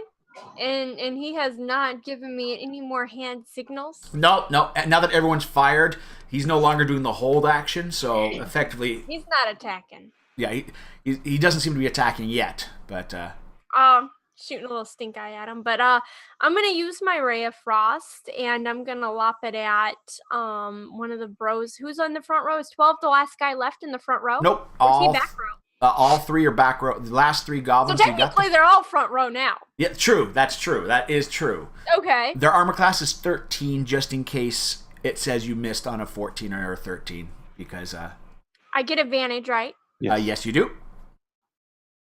I'm going to drop some frost all up on a goblin number 13. That's my lucky number, so I'm going to fuck that bitch up. Maybe. You hit the goblin. Zoom. Frost hits him. Do the damage. Do. Instant death. Okay, so this is what happens. He's standing next to two other bro dudes, right? Yep. So he gets like completely and utterly frozen, right? You know, like how Shiva totally freezes you? Yep. And then she snaps her fingers and Yep. you shatter. Except for one of his buddies, like, hey, are you okay? And when he goes to tap him, he just Got it. All right. I've been holding on to that since I held my round. I was like, ooh, I know how I want to kill the next guy. And he died. So happy. I'd have been The so goblins just bummed freak that out didn't now happen. because he's just and it shatters. Alrighty, and I do believe by default, wind, it's actually your action. Yes. Yep, we're now down to your action.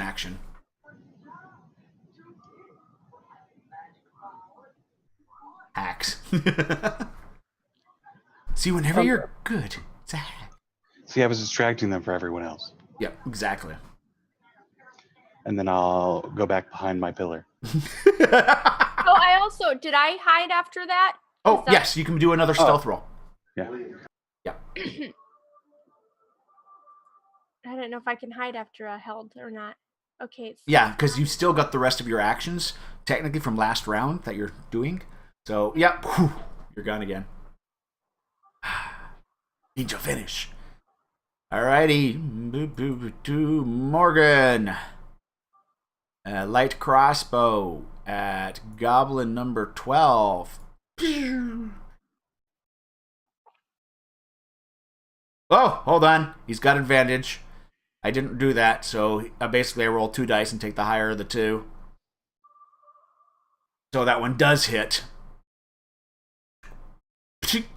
And okay, he's realized he's wasted his poison on these arrow tips right now.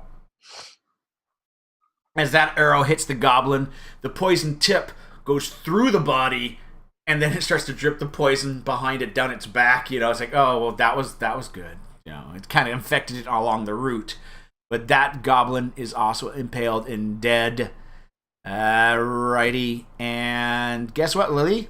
Your actual action. Motherfucker out. Okay. It's your action now, and there's one goblin left. The poor guy that tapped his buddy. He's like, tap, tap, tap. Are you okay? He turns, then he sees his other buddy get impaled by the little light crossbow bolt and go flying back. And it's a bad day for Bro Dude because he's about to get some flame all up in his life. Fire. I like the way you're mixing it up. Or not. Sneak attack. Roll 2 dice 6. Oh, shit. By the way, for those that are watching, we couldn't find a clear rule on it, so we've done a house rule that the sneak attack can be put onto a actual castable regular that you need to roll for. Nothing that has a saving throw, but for a bolt like attack. Alrighty. Oh my god. By the way, guys, I do have attributes that randomly roll for all the creatures. Some of them have like 4 hit points. Others are tougher. Like this guy right here. He is still alive. He's very wounded. So he's like, the fire hits him. And then it just burns nicely because, you know, where you placed it was really good. And he's like patting it as he's on fire. But he's still standing. He actually has a plethora of targets to shoot at. So nervously, he fires. And I hit again, right? oh yeah, roll your hide for you. He might not have you to shoot at, but I'm behind full cover. yep.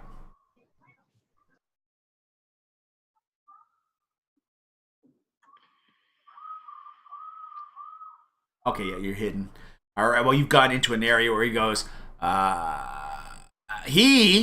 Who's the scariest out of them? He doesn't know where the caster is.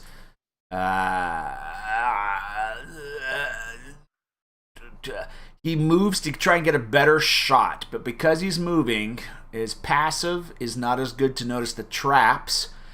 He kind of moves to try and get a shot off at you, and there's a ka-chink from a trap, and Hey-o. 6. He's dead. As he kind of moves to get the shot, and then you just see the other bear trap kind of just close and just severs off the leg. He falls to the ground, clasping his stump, and blood is just squirting out of that area. And he kind of just collapses down to the ground. and all is quiet. So we're gonna hide these bodies too? Can I reroll stealth, or do we not have time for that? You can easily reroll stealth at this point. Are we gonna hide these bodies or no? Yep. Oh, I take it you guys are. Okay, and then I'll stealth again. I'm Yep. also going to ask Morgan what he was so scared of. He said that he had seen a direwolf, but apparently the direwolf did not come down with these goblins. Good to know. You smelled it. You didn't get scared. Is he 'Cause more your pussy master's than a the pansy. tabaxi? Wait, he saw a dire wolf? Yep. When? No, he smelled it. No, Oh, no. wait, Morgan. Oh, Morgan, yeah, he saw it. Basically, he saw When did he these 6 see it? guys, and the direwolf was behind them. But the direwolf never came. how you see so good? You human. I would also like to roll a smell. Yeah, by the way, that should be noted. He has not had any light source yet. He seems to be not having any issues with the darkness. I am lighting people on fire here. But no. He's not doing the he's not doing the held halfling until squint. I lit. He could not fire until I lit some shit up. Nope, he seemed to be firing before you lit shit up without any penalties. Somehow. I want to roll a smell in case this wolf has somehow magically gone invisible. Yep. Do I have advantage here since we're away from the... Yes. Yeah. Is he really an orc? I would have smelled that. I would have smelled that. I don't know. That There is a my faint there lavender is the lilac faint shit's pretty smell. strong. There is the faint smell, but you feel it's left. Like basically you it's not you're getting trails of a smell and not a potent smell. All right, so I'm going to inform them that the wolf probably fell back. Why? Why did he fall back? Because he's a wolf and he's smart and he didn't want to die? Why do I think he probably just fell I back? don't usually see dire wolves spooping that easily. Unless he was here for recon like one of your familiars. Dun dun dun. Also, are did we you gonna know reset the about- traps? Yeah, you can spend time to reset. The 2 traps that were triggered were the second one. You put yours down, didn't you, Rabbit? I did. Yeah. Odd, even. It was your trap. Wind and Kavina, your traps were the ones that were triggered. I'll reset them, Yep. move the bodies, and then I already stealthed. So Yep, you got it. So traps are reset. Well, we can say that. But nothing seems to happen. Are A we bit more falling time back is more? back. Well, at this point, Morgan is just pausing, and he does a gesture that basically he moves up to the corner where basically you got that up 30 feet ahead of you. You get that curve that blocks sight. He quietly goes moving towards that area, and then he kind of presses himself close. Now he's got a good stealth roll, but he's using it for everything beyond that. So you still see him, but the way he's peering around the corners, how his stealth is reflected, right? And he's just looking. Then he gives you guys the gesture that if you wanted to slowly move up, he thinks, because he thinks we may have cleared out the goblins that were in the trees. And if so, that might just be the leader and his wolf that's out there. And we don't know whether or not he's going to come into the cave on his own since he's lost all his troops. He's kind of basically I'll doing... look at everyone and confer. Do we want to go? Swilla kind of just looks to you guys. You still got her arrow ready in case something comes around the corner, but you also notice that her bow is pointing pretty close to the edge where he is peeking around. You know, of course, anyone comes around that corner, she's got the first shot, but at the same time, he's right positioned at the edge of that corner where her shot could go off. As long as he's still pretty after you put that arrow in his ass, girl, you do it. I'm suspicious of him, but he still has use to me. I mean, if they move up, I'm staying at the back of all of us as I have before. I'll move up. let's move up. Yeah. I mean, what's the worst That's gonna We have happen. to go Run out and into fight We that the. all shit die. anyways. Can I pick up my trap? Yep. You can. And close it. You guys all want to pick up your traps at this point? I imagine so, yeah. Morgan still left his back there, but his was like a jury-rigged little rope and stabby thing. Like bent wood and stuff. Like, His is not reusable, is what you're saying. yeah, kind of just threw something together. You could, but, you know, it doesn't seem to... You know, those are good, sturdy metal traps. His is just a flimsy one shot will probably break it type of thing, yeah. So, you guys move to the entrance to the cave. The smoke has dissipated. There's just small tendrils of the stink in the cave. And outside is the dead bear. And since you guys are sneaking very well, I'm going to show you the map. Can I also be looking around? Because I know there's a dire wolf somewhere. Can I be looking for tracks? Yes, you can. Make your survival, but you will not get advantage in the cave anyways. Okay. Have we made it out, or are we just still in the cave? You're still in the... You're coming to the entrance of the cave, type of thing. Because effectively you want to see, was there a wolf in this area type of thing, right? And like what direction it went? Yeah, exactly. That's what you're looking at now. Survival, you said, right? Survival, that's correct, yes. You can find traces of movement. There was something there, and it looks like it didn't move, but it isn't the best. Can I take a moment to look, now that we're not in battle, at Morgan and be like, how you seeing in the dark, bro? At that point, he kind of just leans over. It's a kind of magic. I'm sorry, I just had to. What kind? He has got a ring of eagle. Basically, he's got a ring of night sight. He was going to have goggles, but he didn't like the way it ruined his... I'm happy with the ring. Yeah. With those eyes need It was to a cosmetic. be full view. Yeah. He had to, you know... Can I see it? The ring. At this point, he kind of pauses, and you have this little ring that he's got on, and it just has like a little wolf eye symbol on it, and you know the tiger eye gate or whatever it is, like that one type of gem that looks like a tiger's eye. That's the little gem that he's got in the ring. It's like a little tiger's eye gem. And you notice that the little slit, actually, you notice the little slit for the tiger eye actually is open wider in the darkness, and in the light that will actually close down. Can I get him to take it off for a minute, hand it to me so I can see it? No. No. So guys, as you can take a look, you guys are unseen. Slap him when he did that.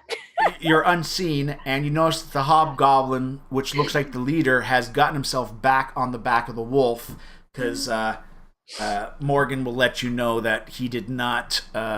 He was not on the wolf. He sent the wolf in, but the wolf came back, and now he's like. You basically see himself adjusting himself as if he's just pulled himself back onto the back of the wolf. And he is observing the cave, but he does not seem to be reacting as if someone would if 5 people were all staring at him outside of the cave. So you think you guys are well hidden from him as he seems to be contemplating what he's going to do next. So you guys do have advantage of this situation. And let me share the map so you guys can actually see what I'm talking about. I just realized, hey, I didn't share the map. Are we re-rolling initiative or sticking with what we got? Re-rolling initiative, because it's a lot of distance has been covered. And I will re-roll his. I'm going to make an assumption that wind is... Now, taking a fact, even though I re-rolled his initiative, but technically, unless he gets an upper hand, you guys have got a surprise round on him. Because you guys have all passed your stealth. He's not aware of you. He is aware that something's up, but you get a first round before he gets a proper reaction, which could end up pelting him all down. Who knows? And by the way, there is a slight shaking in your pack, Wind. I'm going to suggest to everyone that I charge them because I think he's tracking me anyways. And when I reach him, you all shoot him. I agree. Morgan kind of gives you a nod on that heroic act. Facewilla.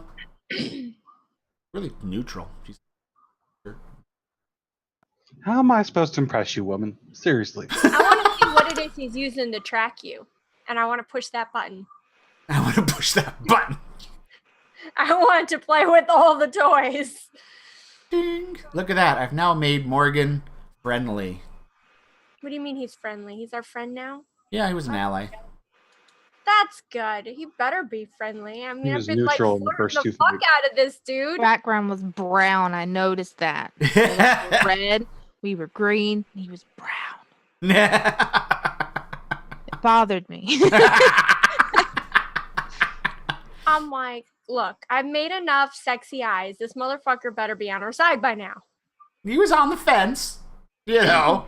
Was it the sexy eyes or the prowess in battle that we showed? Oh, the prowess in battle, definitely. You guys actually hold your, you know. We held our own pretty exactly. good. Exactly. Group high five real quick, but quietly, because we don't want to be huge. Okay. Okay, now go! Sorry. Not you, Morgan. This was our high five. You stood there like a little bitch. Oh, I'm sorry. All right, so effectively, Lily, Facewilla, and Kavina, you're holding your action until wind makes contact. Is that what's happening? Yeah, we're I would waiting do that, until yeah. right when he gets him off alert. We're all gonna fire. Can we all fire like at the same time? Sure. Like, Now you've got two targets, the Direwolf and the Overseer. I'm going for the direwolf guys, and I'm going for fire. I suggest we take out the wolf first. No problem. As Facewilla will be able to do that. And Kavina, you're cool with that? Yep. Mm-hmm. So effectively, we move down to wind, but all you guys, let's start with Lily. Lily, you go first. Drag your stuff to the Direwolf. You Okay, do I have am advantage. Mid distraction right now. Oh wait, I do have advantage because I'm Yep. hide. Yeah. Oh yeah. Oh yeah, he's not aware. Alrighty, and I said I'd do a firebolt. Let me drop that bitch on you. Come here, buddy. Oh yeah. Giggity. Okay, ready? Ready? Ready? Light damage. Ta-da. I also took my sword out. Oh, you I took mean, your sword out? Yeah. Bing, bing, bing, bing, bing, bing, bing, bing. Seems to be Right, going but I on. took it out the second we're starting everything. Yeah. Ding, ding, ding, ding, ding, ding. Kind of, it's not that loud, but it's kind of a constant bing, bing, meaning it would give you penalties. It actually would give you disadvantage for stealth right now. Right now. Before it wasn't, but now it's like, and it's literally the bing. Sorry, yeah, He's double. sort of The running bing, at the the dude bing, going, the bing, "Ah!" the Anyways, bing, I the bing. think Oh yeah, exactly. both is out the window. There we go. I just want to see what the people see at home. There we go. This is what we got on the map. All right, Facewilla. This is the surprise round. We still all have advantage. Yep. Oops, I forgot to do advantage. I'll just do both dice rolls. Critical hit, Direwolf, and it doesn't follow up with anything though. And she gets a second. I forgot that. She's got 2 attacks. She's got multi-attacks on this one. Ding. And she hits. I'll see if it's a 20 by rolling again, but she just hit in general. Okay, so she does get both times. I didn't do that because I did the critical off, so and I'm going to do one more, just a die 8. Die 8 that was from the critical is 5 more points. Alrighty, now for all intents and purposes, I'm going to move the guy slightly sideways so you can see the health bar, because the health bars were stacking. As you can see, he's gone down to half there. I'm just going to move him back. Oops, now he's on top of the guy. There we go. All right. So effectively, he is beyond half. Now you guys have just dropped him. And Kavina, your action. Okay. Yeah, and even though you can see it on the map, because they're overlaying each other, drop it into the combat tracker. Oh no! Fumbled! Okay, you know that GIF I posted in the D&D chat of the guy with the bow that rolled a 1? Yeah. You critically hit yourself with the same attack you fumbled with, receiving all negative conditions and effects of that attack. How do I hit myself with a longbow? You saw that image. Did you see the GIF? That's in the D&D channel? But you that's pulled like- your arrow back too far and it went through your hand. So, But so I you take have remember you have that inspiration. Oh, I should use that. Let's use that. Just Actually, watch it. I'm sorry. We have failed her. She had advantage to begin with. Oh. Yes. Roll again. You had advantage, so roll one more time. We will take the better of the two rolls. If you roll two ones, it's That fate. gif is amazing. If I roll 2 1s, it's meant to be. It was meant to be. It's like, don't. You just saw the gift, did you? Yeah. Well, I saw it before. I just went and rewatched it. And, it's pretty amazing. It looks so painful too. The fact that he's got a composite bow, he's pulling it back, but he lets go with this hand, so the main bow itself smacks him really bad. Better than driving the arrow through your hand, I think. Yeah, it would have been blunt damage. There we go. So you do hit and roll the damage. Drop the damage onto Wolf. Okay. Also, question. It ticked off 2 arrows. Can I take one of those back? Okay. Oh yeah, yeah. Critical. Boom! Your arrow digs deep into its hide. Alrighty. Alrighty, it is really hurt. And hey, as you're coming up, the wolf is bloody, dripping. Kavina's arrow literally hit it into shoulder shank, close to the throat, doing a lot of damage, ripping that up. What was your attack? Was it fire, Lily? Mm-hmm. So he's got a big, huge scorch, burnt fur up the one side. 2 arrows are sticking in him, into the main body itself, and wind. So, as we all know, I'm charging like a crazy lunatic. Yep. Here, let me push that back a bit. There you go. Now I'm in the middle of a square. Yep. Okay. And I approve your movement. Zoop. Zoop. I like that. I'm gonna pull the silver claw thunk thing. Yep. Basically, the bonus damage as you do that. You hit. So describe how you come up and kill this creature. I want to kind of do a low blow where it come up and chop off the legs. Okay. Phew. So you basically come down, blade pops at the last second, the blade schnick just kind of comes out and just slices right across the limbs, just severing the limbs. The thing falls forward. Goblin Overseer, let's see. While he's falling, if he falls, I want to punch him in the face. Goblin Overseer now has to do a Dex saving throw. Right. At disadvantage 14? because I'm punching him in the face. No, but 14 he fails anyways. So he is now falling prone with advantage. You still have attacks because of the monk bullshit. Ba-bang! You got advantage. I'm You gonna do already have it. flurry of blows. Ooh, all right. Yes. That's fine.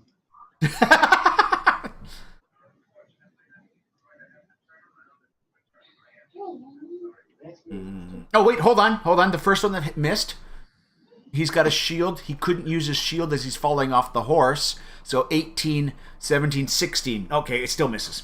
It's 6. His armor class is effectively 16 right now, not the 18 that's listed right now. Okay. But still, the last one did miss still. All right, you lightly damage him as a flurry of blows kind of smacks. I'd have to say you made contact with all hits, but his armor, or, buffered most of them. But the last one, you got a nice hook on the jaw as you kind of just smash at him. And now I'll go into agile parry, which gives Yep. me 2 AC. You got it. And this is the best part. Wolf's gone. And he doesn't get an attack yet. Rest bow. 2. Oh, wait, hold on. I'm forgetting my own advantage rolls. There we go. Dang. Ooh. Constitution save! Ha! Poison in your face! Sorry. You finally got a poison. I know, eh? Well, that's just a goblin constitution save. Celebrating a bit early there, aren't you, buddy? Half damage. I mean, I guess he chose to actually hit something this time. Hey, he did hit before. Oh, God, guys. Look. Oh, 6 or 3 points. He gets 3 more points to him.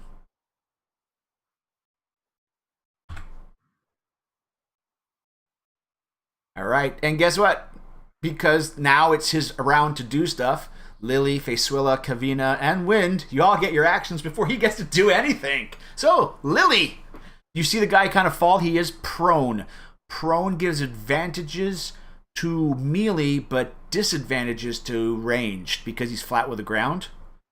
So you'd have your disadvantage plus your advantage for coming out. It balances out. So you've just got a regular roll. You got a regular roll to hit him. I've been liking how the fire has been treating everyone lately, so I'm just gonna keep going with that shit.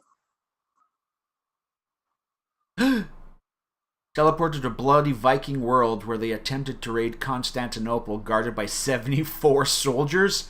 No one returned. Glad I stayed out of that one. Do I get my 6s or no on Yes, this? you do. Yes, you do. I'm going to rig that up to be a little thing in your combat so you can just do it so it'll automatically apply to him type of thing. I'll set it up as a weapon that you can just click on it and use that for. So that was 8 being added to the damage. Got you. He has gone past half. That's what you can tell about the damage that he's taken.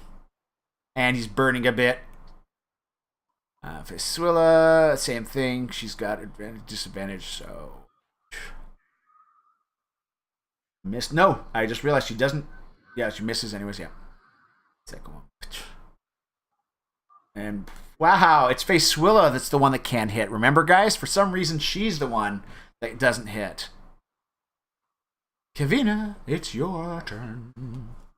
I forgot that my mic was muted. I thought you said that his armor class was down because of the shield. Oh, yes, the first one would have hit. You are correct. Also, did you give her advantage on the attack? Nope, because he's prone. So the advantage and the disadvantage counter each other. Because if you're prone, disadvantage for shooters, advantage for melee people. So she has advantage. Thing, but yeah. But she does hit with one of them shots. Because his armor class is only 16 right now. There we go.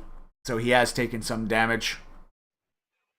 And Kavina? Your turn, by the way, still, Kavina? Okay. So Thank you for pointing that out. disadvantage is what you said? No, it's just a regular roll because you've got advantage from where you're shooting, yet you got disadvantage because he's prone. The two cancel each other out, making it a regular roll. Okay. And 16, okay, so your shot does miss. It goes over him a bit and hits into the ground just behind him. Okay. And Wind, you do get advantage because it's melee, and he is prone on the ground in front of you.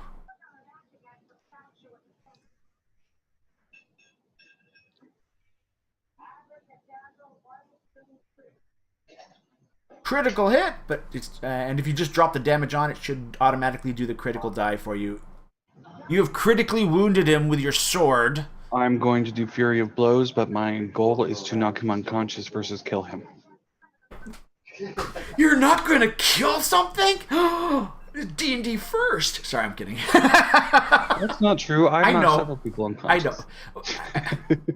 Alrighty. So yes, Flurry of Blows. So basically if it says dying, we're just going to ignore it. Just natural 20 critical hit.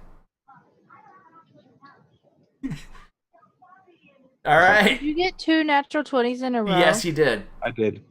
That was amazing. That was freaking. So effectively, it's like smash. You hear a cracking of bone, and then tap. Ugh, he's out cold. He's out cold. I'm going to remove his weapons. Remove his weapons, sure, shield. A thunderous boom is heard in the sky. It's a crackling boom, and then the night is as bright as day for a few seconds as you see this giant ball of fire come whipping from the clouds and just start whoosh past you guys as it continues to fly in an easterly direction. I didn't do it. Guys. This giant ball of fire. Quick question. Yep. Sorry to interrupt you in the middle of your... Oh, yeah. You better be good. This better be good. It is. So is my hilt doing anything special? It's going ape shit now. This ball of fire goes across. It's leaving a giant trail in the sky. As it goes past you, it kind of slows down a little bit, the noise. As it goes flying past you.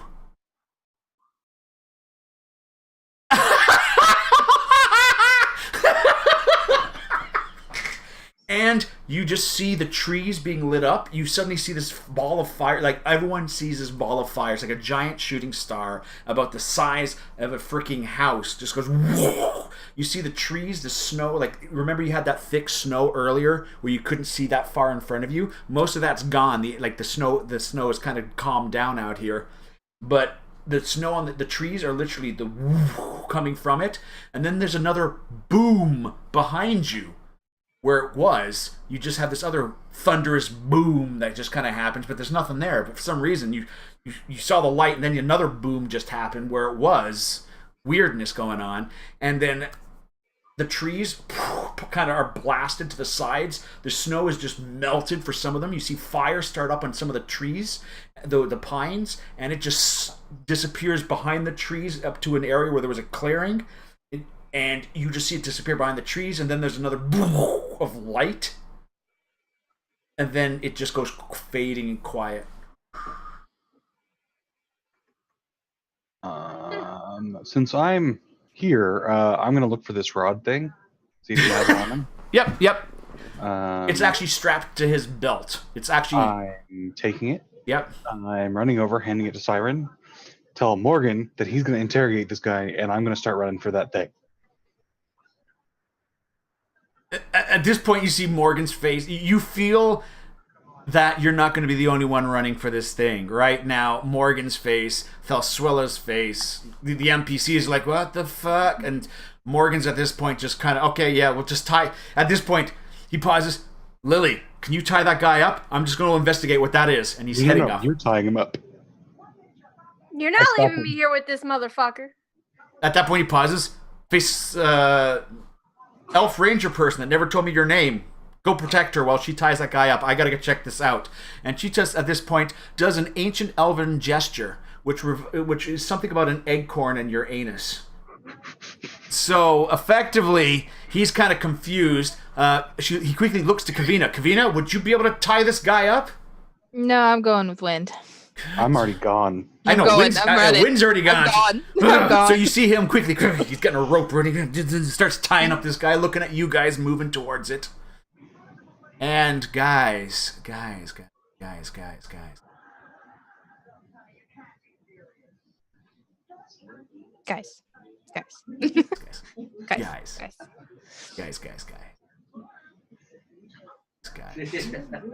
All I know is I got a new toy to play with. You're welcome. Fireballs are nice, but new toy hype.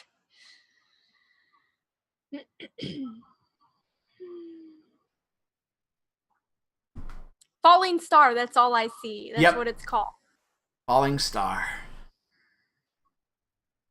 By the way, this map, I have to go for a geek moment. This map, I have one map that is the terrain in winter and one map that is the terrain in summer. I actually used Photoshop layers to blend the two to have melted snow where it is. I feel kind of proud of myself on that. And all the flame attacks and stuff like that. So they're running after the Fallen Star that looks nothing like a spaceship because we don't know what the fuck that is. And Master is trying to run after them, but everyone's like, yeah, fuck you. So Yeah, exactly. So he's I'm actually grabbing him by the hand and giving him the look of, I swear to fucking God, if you go after that thing right now and leave me here alone with this guy, Oh, I will no. put this rod You don't so understand. far up your ass. Lily, he's already assuming that you're not staying because he's now the one tying up the guy. He's doing it quickly because since everyone else is like, oh, I gotta go. You're not gonna leave me here alone. So he's now quickly tying the guy up himself. So you can just bolt. Swilla is heading that way. Kavina is heading that way. It's only up to you whether you want to stay with him and tie this guy up and the two of you have some bonding time. It's up to you. Well, But we have a to freaking interrogate thing this just guy. fell out of the sky with a giant fiery boom. Your curiosity plus tight ass and leather pants this is the fight you have right I'm now. making the Oh, suggestion. you're muted. Tie You're muted, that apparently, somehow. motherfucker up, throw him over your shoulder, let's go. Or did I do that? Are you coming through? Did I actually? I mean, it's a goblin. How heavy is the Oh, dude? He can run Nope. with him, right? Okay, no, I actually, my little... I can't hear anything. What? What'd you Oh, I break? pressed my own... Why are you breaking shit? Is there a pretty clear path for Yes. Sheila Bobby to see me? Yeah. Okay, good. Then I'm doing my full out. Yeah. Yeah, but there's yeah. kind of a path through the trees now, and, Okay. that kind of thing going on. Good. While I'm running, can I check I on love Pie? Rezzy's. I love the little the emojis he's got. While I'm running, can I check on Pie? Pie. Yes, can I make sure he's good? I haven't heard Oh, from him in actually, a while. Pie. His arms are crossed. He's not too happy because a lot of stuff's gone on, but he hasn't had a clue, and he's had absolutely no cookies to munch on this entire time. I'll tell him that I'll get him cookies in a minute. I'll tell him I'll get him cookies soon.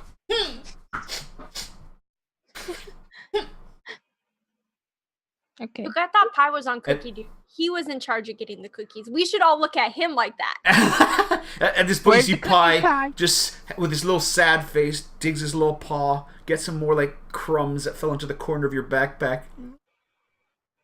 I'll say soon, buddy.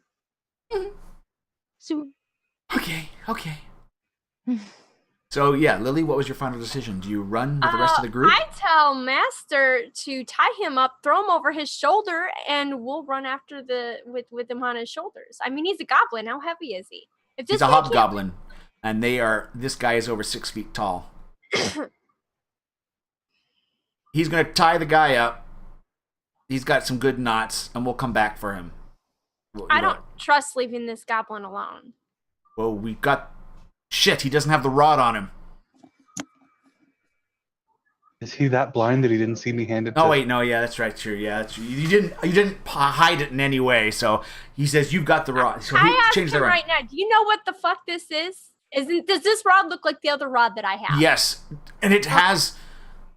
If we take it back to wherever you've got the other rod, that will have the last combo on it, and we just have to figure out the order. He doesn't know we have Other the rod other rod. is in my bag right now. Oh God! Why did you tell him? No, I didn't tell him that. I'm just saying. He No, said it's in your bag. But Rabbit did that amazing bullshit of. No, Oh. we don't have it with us. And of course, he's going, oh, that makes sense. Yeah. Why would you run around with it? No, And no, the I worst said part what is to rod? have one person having all the pieces on them. That would be No, the he worst. doesn't know we even have the rod. Nope. He just thinks we have this rod, and that's it. What is this? He tells you that's the locator for the Chalice of Souls. And is it doing anything Casket right Souls. now? Well, he's got one of the pieces. You have to use the combo in the right order for it to locate. He's talking to you as he's tying this guy up, looking in the distance. Damn, they run fast, those tabaxis. Does he speak hobgoblin? Pardon? Does he speak hobgoblin? He speaks Goblin. He does speak Goblin. I don't, right? Yeah. Well, I Ask don't know. that damn goblin how to work this thing. Say what?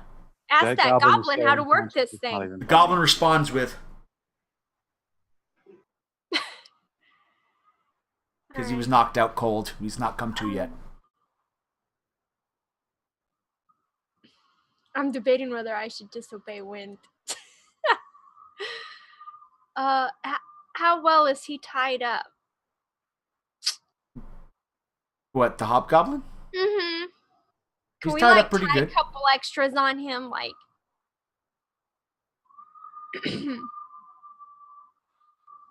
So, anyways, he's done a good enough knot. He's going to be now running with these other people. He's not going to ask you to stay with this goblin. I'm running too then. All right. So we cut to Wind. You're the first person on the scene. I'm going to drop your pog on here. You're not going to be written. Basically, you are not locked. All right. But there's a little bit of a scale here, guys. That itty bitty little dot you just saw placed down on the map. I don't know if let me just see if it actually shows up on the screen for you. Yeah, see this little dot right down here? The little dot that's kind of lit up with the gray square. That's him. That's where he is. That's the scale of him versus that. What I'm also going to do is I'm also going to throw Kavina, because you're just behind him. I'm going to slowly put everybody on the map. Lily, you're going to go on the map too. Probably not that close though, because of my monk bullshit. Oh no, I know that. I'm just saying, like right now, all I'm doing is show me where your characters are heading, type of thing, right? Is what I'm looking at doing. So, Rabbit, where is Wind heading in this disaster here? Do I happen to see any sort of opening? You've just got metal and fire and that all around. It's some sort of metal construct, definitely. There is a lot of metal about, and it's not even the old bronzy clockworky type of stuff. This is like good steels and metals bent and twisted and on fire. And I imagine my sword's going crazy. Your sword is stopped now. Okay. It has stopped I'm for some going reason. to go here, just far enough away from the fire not to be scorched, and see what I can see. No problem. The cylinders that you have in front of you, to the north of you, one of them literally is spurting like a dragon's breath fire at a good 5, 10, 15, 20, 30-foot beam effectively of fire is just spraying right from that. And the more it sprays, you also notice that one of the parts of the metal is starting to go cherry in color and getting a little brighter and brighter. I would know what this means, correct? At the very basis of hot metal. Hot metal, hotter. that would be you don't have any crafting tools, so you don't have much of a crafting background, but it would be an intelligence. It'd be an intelligence roll target I've number. never seen a blacksmith. Well, yeah, you're seeing metal get warmed up. That is correct. You don't know what that could mean, though. Is you're seeing metal warm up, yes. Am I close enough to cast some freaking ray of frost on that shit? Not yet. Kavina, about this time, you can now position where you may want to head. You see where Rabbit's character is. I think I'm gonna be near. Is that on a square? It's so tiny. Oh, now you I'm can zoom scared. in. Use your mouse wheel to zoom in. Not That's what I over was your head. attempting to do, and then I went all crazy. And then you, if you right click on it, you can resize the window to the size you want, like square it off, and then right click on it. And if you go to, I think it's the 5 o'clock position. Nope, 3 o'clock position. There's the resize option, and then you can resize the window horizontally. Usually, is your friend. And then it will resize the window to fit again, and then zoom in and out as you want. But don't zoom over your character, or I'll rotate your character right now. Whee! Unless you like rotating your character. Spinning around in curiosity. You see the same bit of chaos going on as well. Rabbit, you are investigating, so perception roll is being used instead of... Basically, investigation is a long study. Whereas perception is a quick notice type of thing. Too much fire, too much chaos. You can't make out too much for it. Would I also be looking? Yep. Okay. Oh, I have it at the bottom. Perception, right? Yep. Well, there's a lot of fire. The fire is so There's pretty. fire everywhere. All right. Wind. basically, there's a couple more rounds before Lily, you show up. Facesuilla is also showing up, but she's more kind of just staying back as well. She's got her short sword drawn instead of her bow because she doesn't know what the hell to expect right now. But she's just behind you guys. Wind, anything else? You have another round of action? By the way, there's also this kind of almost a lion-like roar coming from this spout of fire that's coming out. Whether or not I know what's going on, I'm going to assume it's bad. Yeah. And I imagine that bad things are going to happen. Big bada boom. Big boom. So I'm going to roll another perception check. Yep. And Too much that doesn't fire and good. chaos. You are. You got so many things. I'm also going to reposition myself. Ooh, hold on. Roll me another perception. Roll me another perception at advantage. Visually, you are overwhelmed. That was what you got there. But you have smelt something that you haven't smelt before, but it's almost like a lamp oil type of smell. But it's very strong in smell. And you know how volatile lamp oil can be. This is something that smells stronger than that coming from the general area where the engine is. And there's all that fire there. So this smell, you suddenly feel the hairs on your neck kind of raise up and your ears go back a little bit as you identify that smell and then all this fire around it. All right, I'm gonna tell them to back off. Got you. But I'm still gonna reposition myself because I think that people might be in this. Yep. I'm going to reposition myself, avoiding all the fire over to here. You got it. Alrighty. What's your passive perception? My 15. 15. As you pass there is a rip and tear, and it looks like they're inside this metal vault or whatever it is. You can see inside. Like basically, there's a big tear and a rip, and there seems to be some sort of light that flickers, and like almost like a lightning attack is going off inside. Like there's a little crackling of lightning inside there, and sparks that are flying as you see that in that area. Can I look closer? Yes, you can.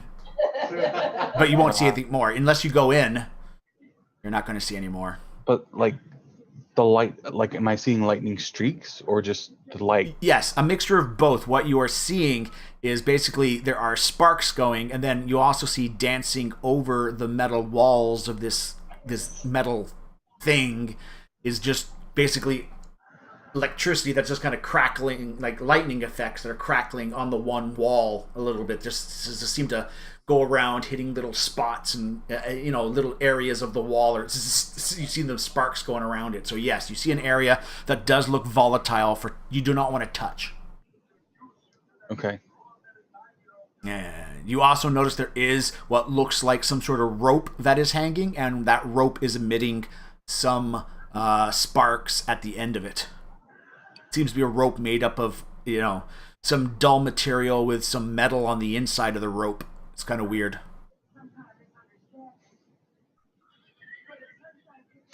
Well, at this point, I'm going to assume it's lightning. Yep, lightning. And I know lightning is not good. Oh, yeah.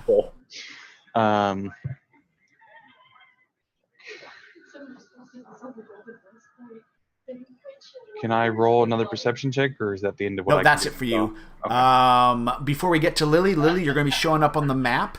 So you've seen, effectively, as you're showing up, Lily, you see the three of them easily lit up by the amount of fire that's in front of them. And you notice where they were clustered, and Wind has just moved over to where you've seen him kind of run over to that area. You may lose him because now you got the shadows and the fire and all that stuff, but you saw he went into that area. Kavina, you do have an action before Lily gets to move. So what would you like to do, Lily? You've seen the same stuff go on. You can do more perception checks and all that as well. He said for us to back up, but He before did. I do, I would like to just perception check again. Yep. I keep forgetting that I have it at the bottom. Oh, as a quick tab? Mm-hmm. You see underneath the arc of fire here, I'm just going to draw it on the map for you. Under this horrible arc of fire, you see what looks like a metal door. Yet the metal door seems to have some sort of a cogwheel on the outside of it or something like that. You realize there are other bits and pieces, but it looks like maybe dwarven or something like that with a kind of a roundish cogwheel on it. Mm-hmm. But you do notice a door under the arc of fire. Okay. But like where I can't get to it because of the fire, right? Well, you could try to, but if he's telling you to move away, like, you'd be moving towards the area. But you could try to, basically it would be a dexterity saving throw to avoid getting burnt if you headed to that door. I'll shout at Wynn to let him know that there's a door on this side, but I'm also going to be backing up Yep, you got it. here-ish. Here-ish. I mean, how far can you back away from a nuclear explosion? All right, Right? so I mean, I feel like they're all going to die anyway. Facesuilla just does the exact same. All right, Lily, what do you wish to do now? Am I close enough to see any of these runes or anything that's on the doors and stuff? No, you'd have to move in closer. Basically, you've seen where everybody is. You've seen that Wind has run to that one spot, and when you get here, you see that both Kavina and Facesuilla are backing away, and they look nervously back at the fire that's burning. Where is Master and all this? He's behind you. He'll be showing up next round because basically you bolted just before he did, so he's going. So effectively, I'm faster than him, is what we're saying here. Yeah. Well, he was also making sure the guy, like you, as soon as it was tied up, you started to run. He still made sure the guy was, Okay.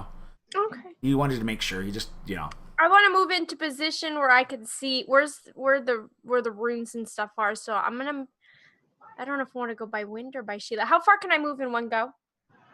In this case, you could be doing 60 squares, but don't worry about it at this point. Just show me where you want to head, and And Sheila saw the door, maybe. yeah. I don't know if I even or where. Can I see where Wind is? That would be a perception roll because you saw where he went, but there's a lot of obstruction there. You just Okay. need to make a 10 on a perception roll to pick him up because Okay. he's not stealthing, as far as I Go do know. that. Whoa, you got a 10 plus your bonus. All right. So Okay. yes, you do know where Wind is. If you wanted to try and make your way there, you won't make it to him this round, but you can start your way to him if that's what you want to do. So I'm closer to Sheila. I'm trying to think. I want to move in and look at these runes. I want to compare them to the rods. You got. I mentioned How a far can you room, not necessarily a rune, but a room that he looked into. Sorry. I wanna see what this thing looks like because I think it's related to the rods. I don't know why, but I do. So Okay, I'm gonna. let's start face it, moving you're towards- very curious, aren't you? Yes. So are you gonna I'm head start towards? moving towards Wind? I don't know if that's as far as I can go and still avoid that spewing Oh, yeah. flame. I don't want to be anywhere near that shit. You can probably get to about here, and then we Okay. pop back to Wind. Wind, what do you wish to be doing?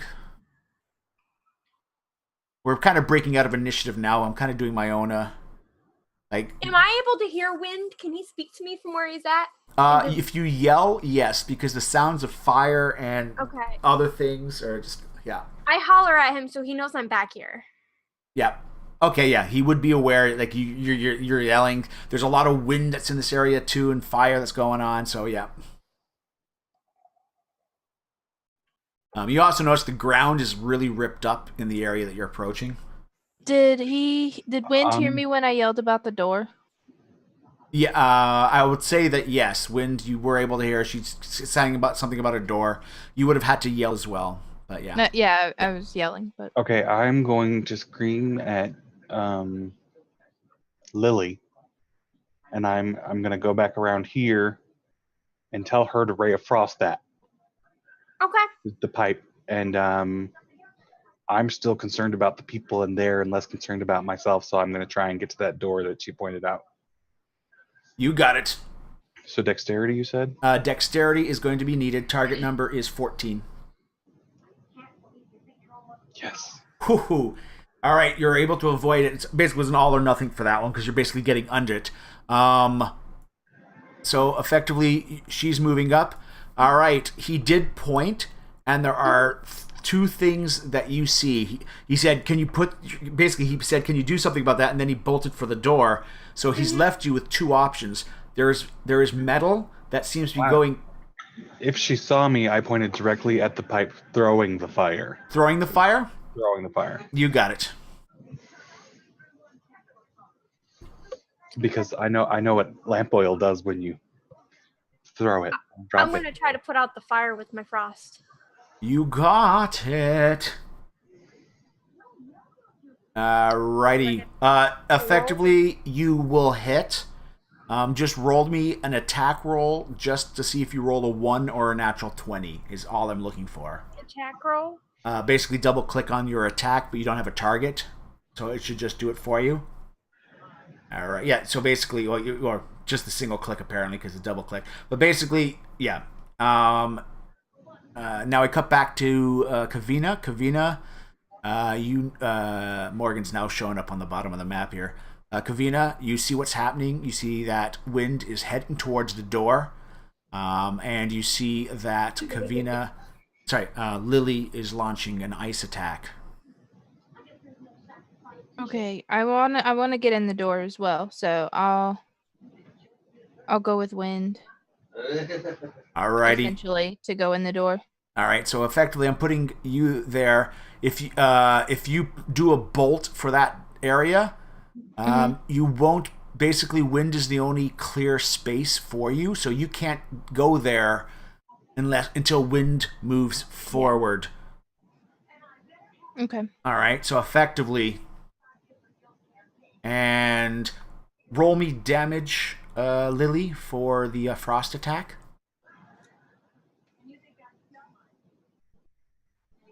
Do I get my 6s or no? No, you can't sneak I attack. don't get an advantage on fire? Like it doesn't see me coming. It's inanimate. I like to argue. I get an advantage on Now, it. I'll let you know, in 5th edition, you still can get sneak attacks on things that in the early editions you couldn't.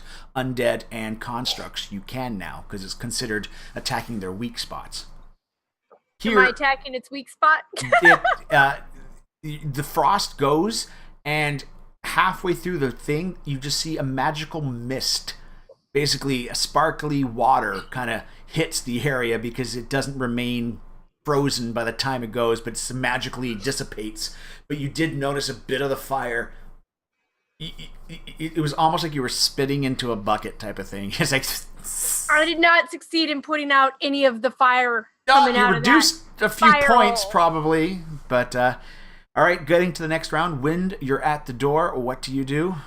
Is there a... Well, in the case that it didn't work, it's all Wind's fault. Okay, so I know that there was arcing in this room. Yeah. Is there a rock, a pebble on the ground near me? Just out of curiosity. Yes. I'm going to chuck it at the door. No problem. Tink hits the door. But Okay. that's effectively your action. You Okay. found the rock and threw the rock and confirmed that the rock did not get zapped when you threw it at the door. Okay. And Kavina, what do you wish to do? Still I'm wait? Waiting to get in the door, yeah. Yep. Okay, then we go back to Lily. Just roll me an attack. Ooh. Just Okay. We're still trying to frost the fuck out of this bitch. all right. So, roll the die. Damage. Alrighty. Fesuila.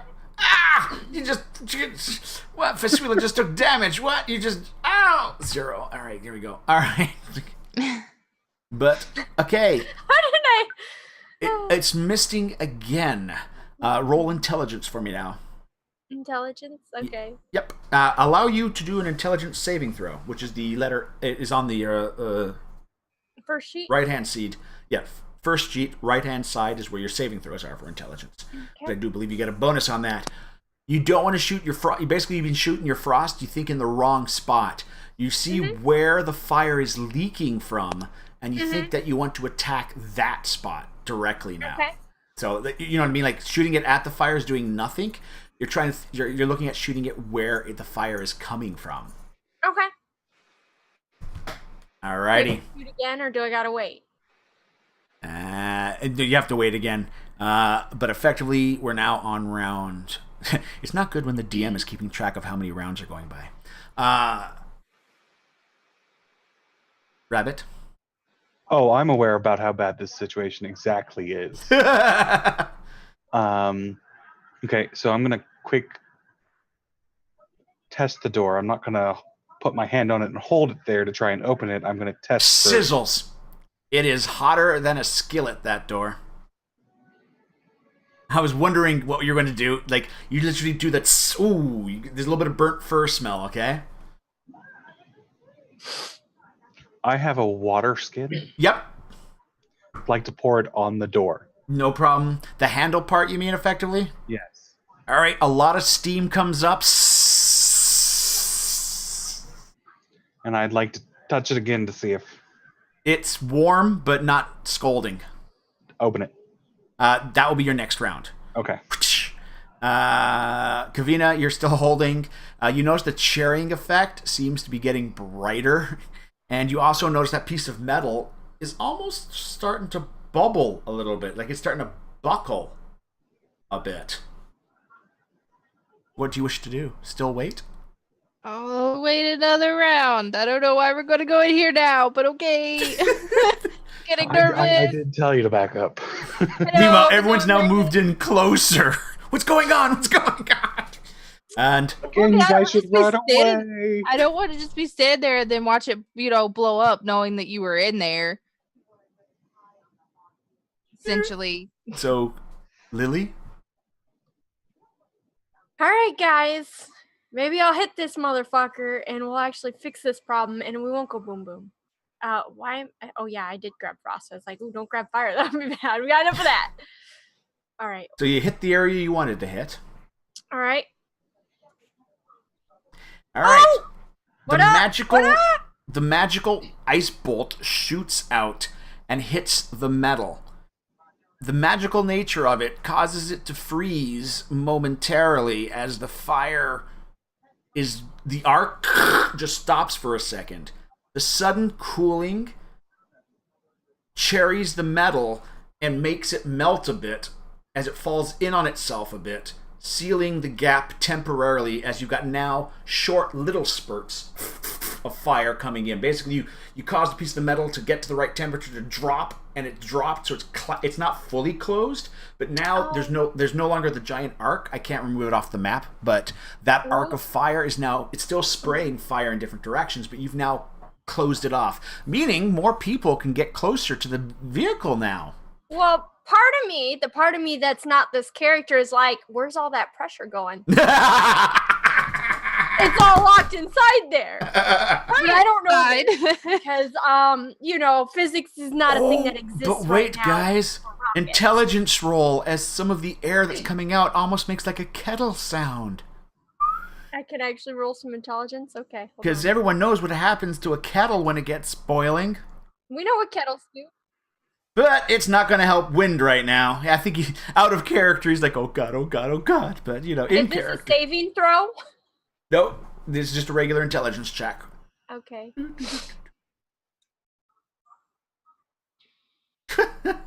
all you guys are probably feeling a little bit thirsty thinking of a kettle for some reason. What about not rocket science? Morgan and Fasuela? Morgan? What? Rely on the NPCs to come save the day? One of us has got to roll smart enough. I know. Fine. I mean, this guy's been studying this fucking shit. Maybe he has... No, what do you think he just... Oh, thank God, Daddy. Oh, thank God, Daddy. Master's gonna save us all. At that point, it's like... You just see his face. Guys, Wind, get back! I think the thing's going to... Guys, I fucked up, okay? And this is where we're going to call it. Really? We're all about to go boom. Yep, we're going to call this. We got 5 more minutes. We got 5 more minutes. I can't go... This is the moment we're leaving it, guys. He told me to do it. Now, oh crap. Next, by the way... Because we're at such a crucial moment, if any of you guys can't make it for next week, I will postpone the game because this is a critical moment. I think, was it you were not too sure? I'm getting a dental implant on Monday. I don't know how I'll be on Saturday, so. Got you. Well, keep me posted because I will postpone the game to make sure everybody's here to continue. But to be honest, this is probably the best spot. I know it's the worst spot for you guys. The best spot to start. As basically you hear Morgan telling you guys, and Wind, you see one of the metal, you see one of the little rivets explode and shoot out from there. As you start to see the metal panels, more rivets start to pop as it looks like something's going to blow on the side of that cylinder. And that's where we leave Hashtag not my fault, guys. it. He told me to do it. That is what we call an old-fashioned cliffhanger. Tune in next week to same bat channel, same bat time. Big bada boom. Big This is where boom. Wind pulls out the anti-engine exploding kit out of his utility belt. All right. Yes. And that's it. So, again, guys, I hope you've enjoyed. And we now take a look. I haven't looked at my players yet to see their faces and how they're reacting to my decision to pause the game right now. It's like on edge. I hope you guys are enjoying. But we will continue next week. We'll keep you posted. If the game is suspended, I might do a VOD up or something like that for next Saturday to just, watch the first episode again or something. Or play something else. But other than that, guys, thank you very much for watching. I hope you've enjoyed. No, we like to pretend the first episode didn't happen. Shit went in my butt and it was bad. Actually, that's exactly why the first episode happened. Now you can see exactly what Siren Sirius's character is like. Yep. I'm a little reckless. Yeah. So everyone, have a great night. Thank you very much for watching. And I've got a bit of a stream schedule actually up. If you take a look down in my description thing on my channel, I've actually posted days that I'm streaming all the stuff. Movies is on Thursdays. Elder Scrolls of some sort is on Mondays. Tuesdays is Dragon Age. And Fridays are going to be Final Fantasy VI. So anyways, guys, have a great night. One of the best ones. And take care, everyone.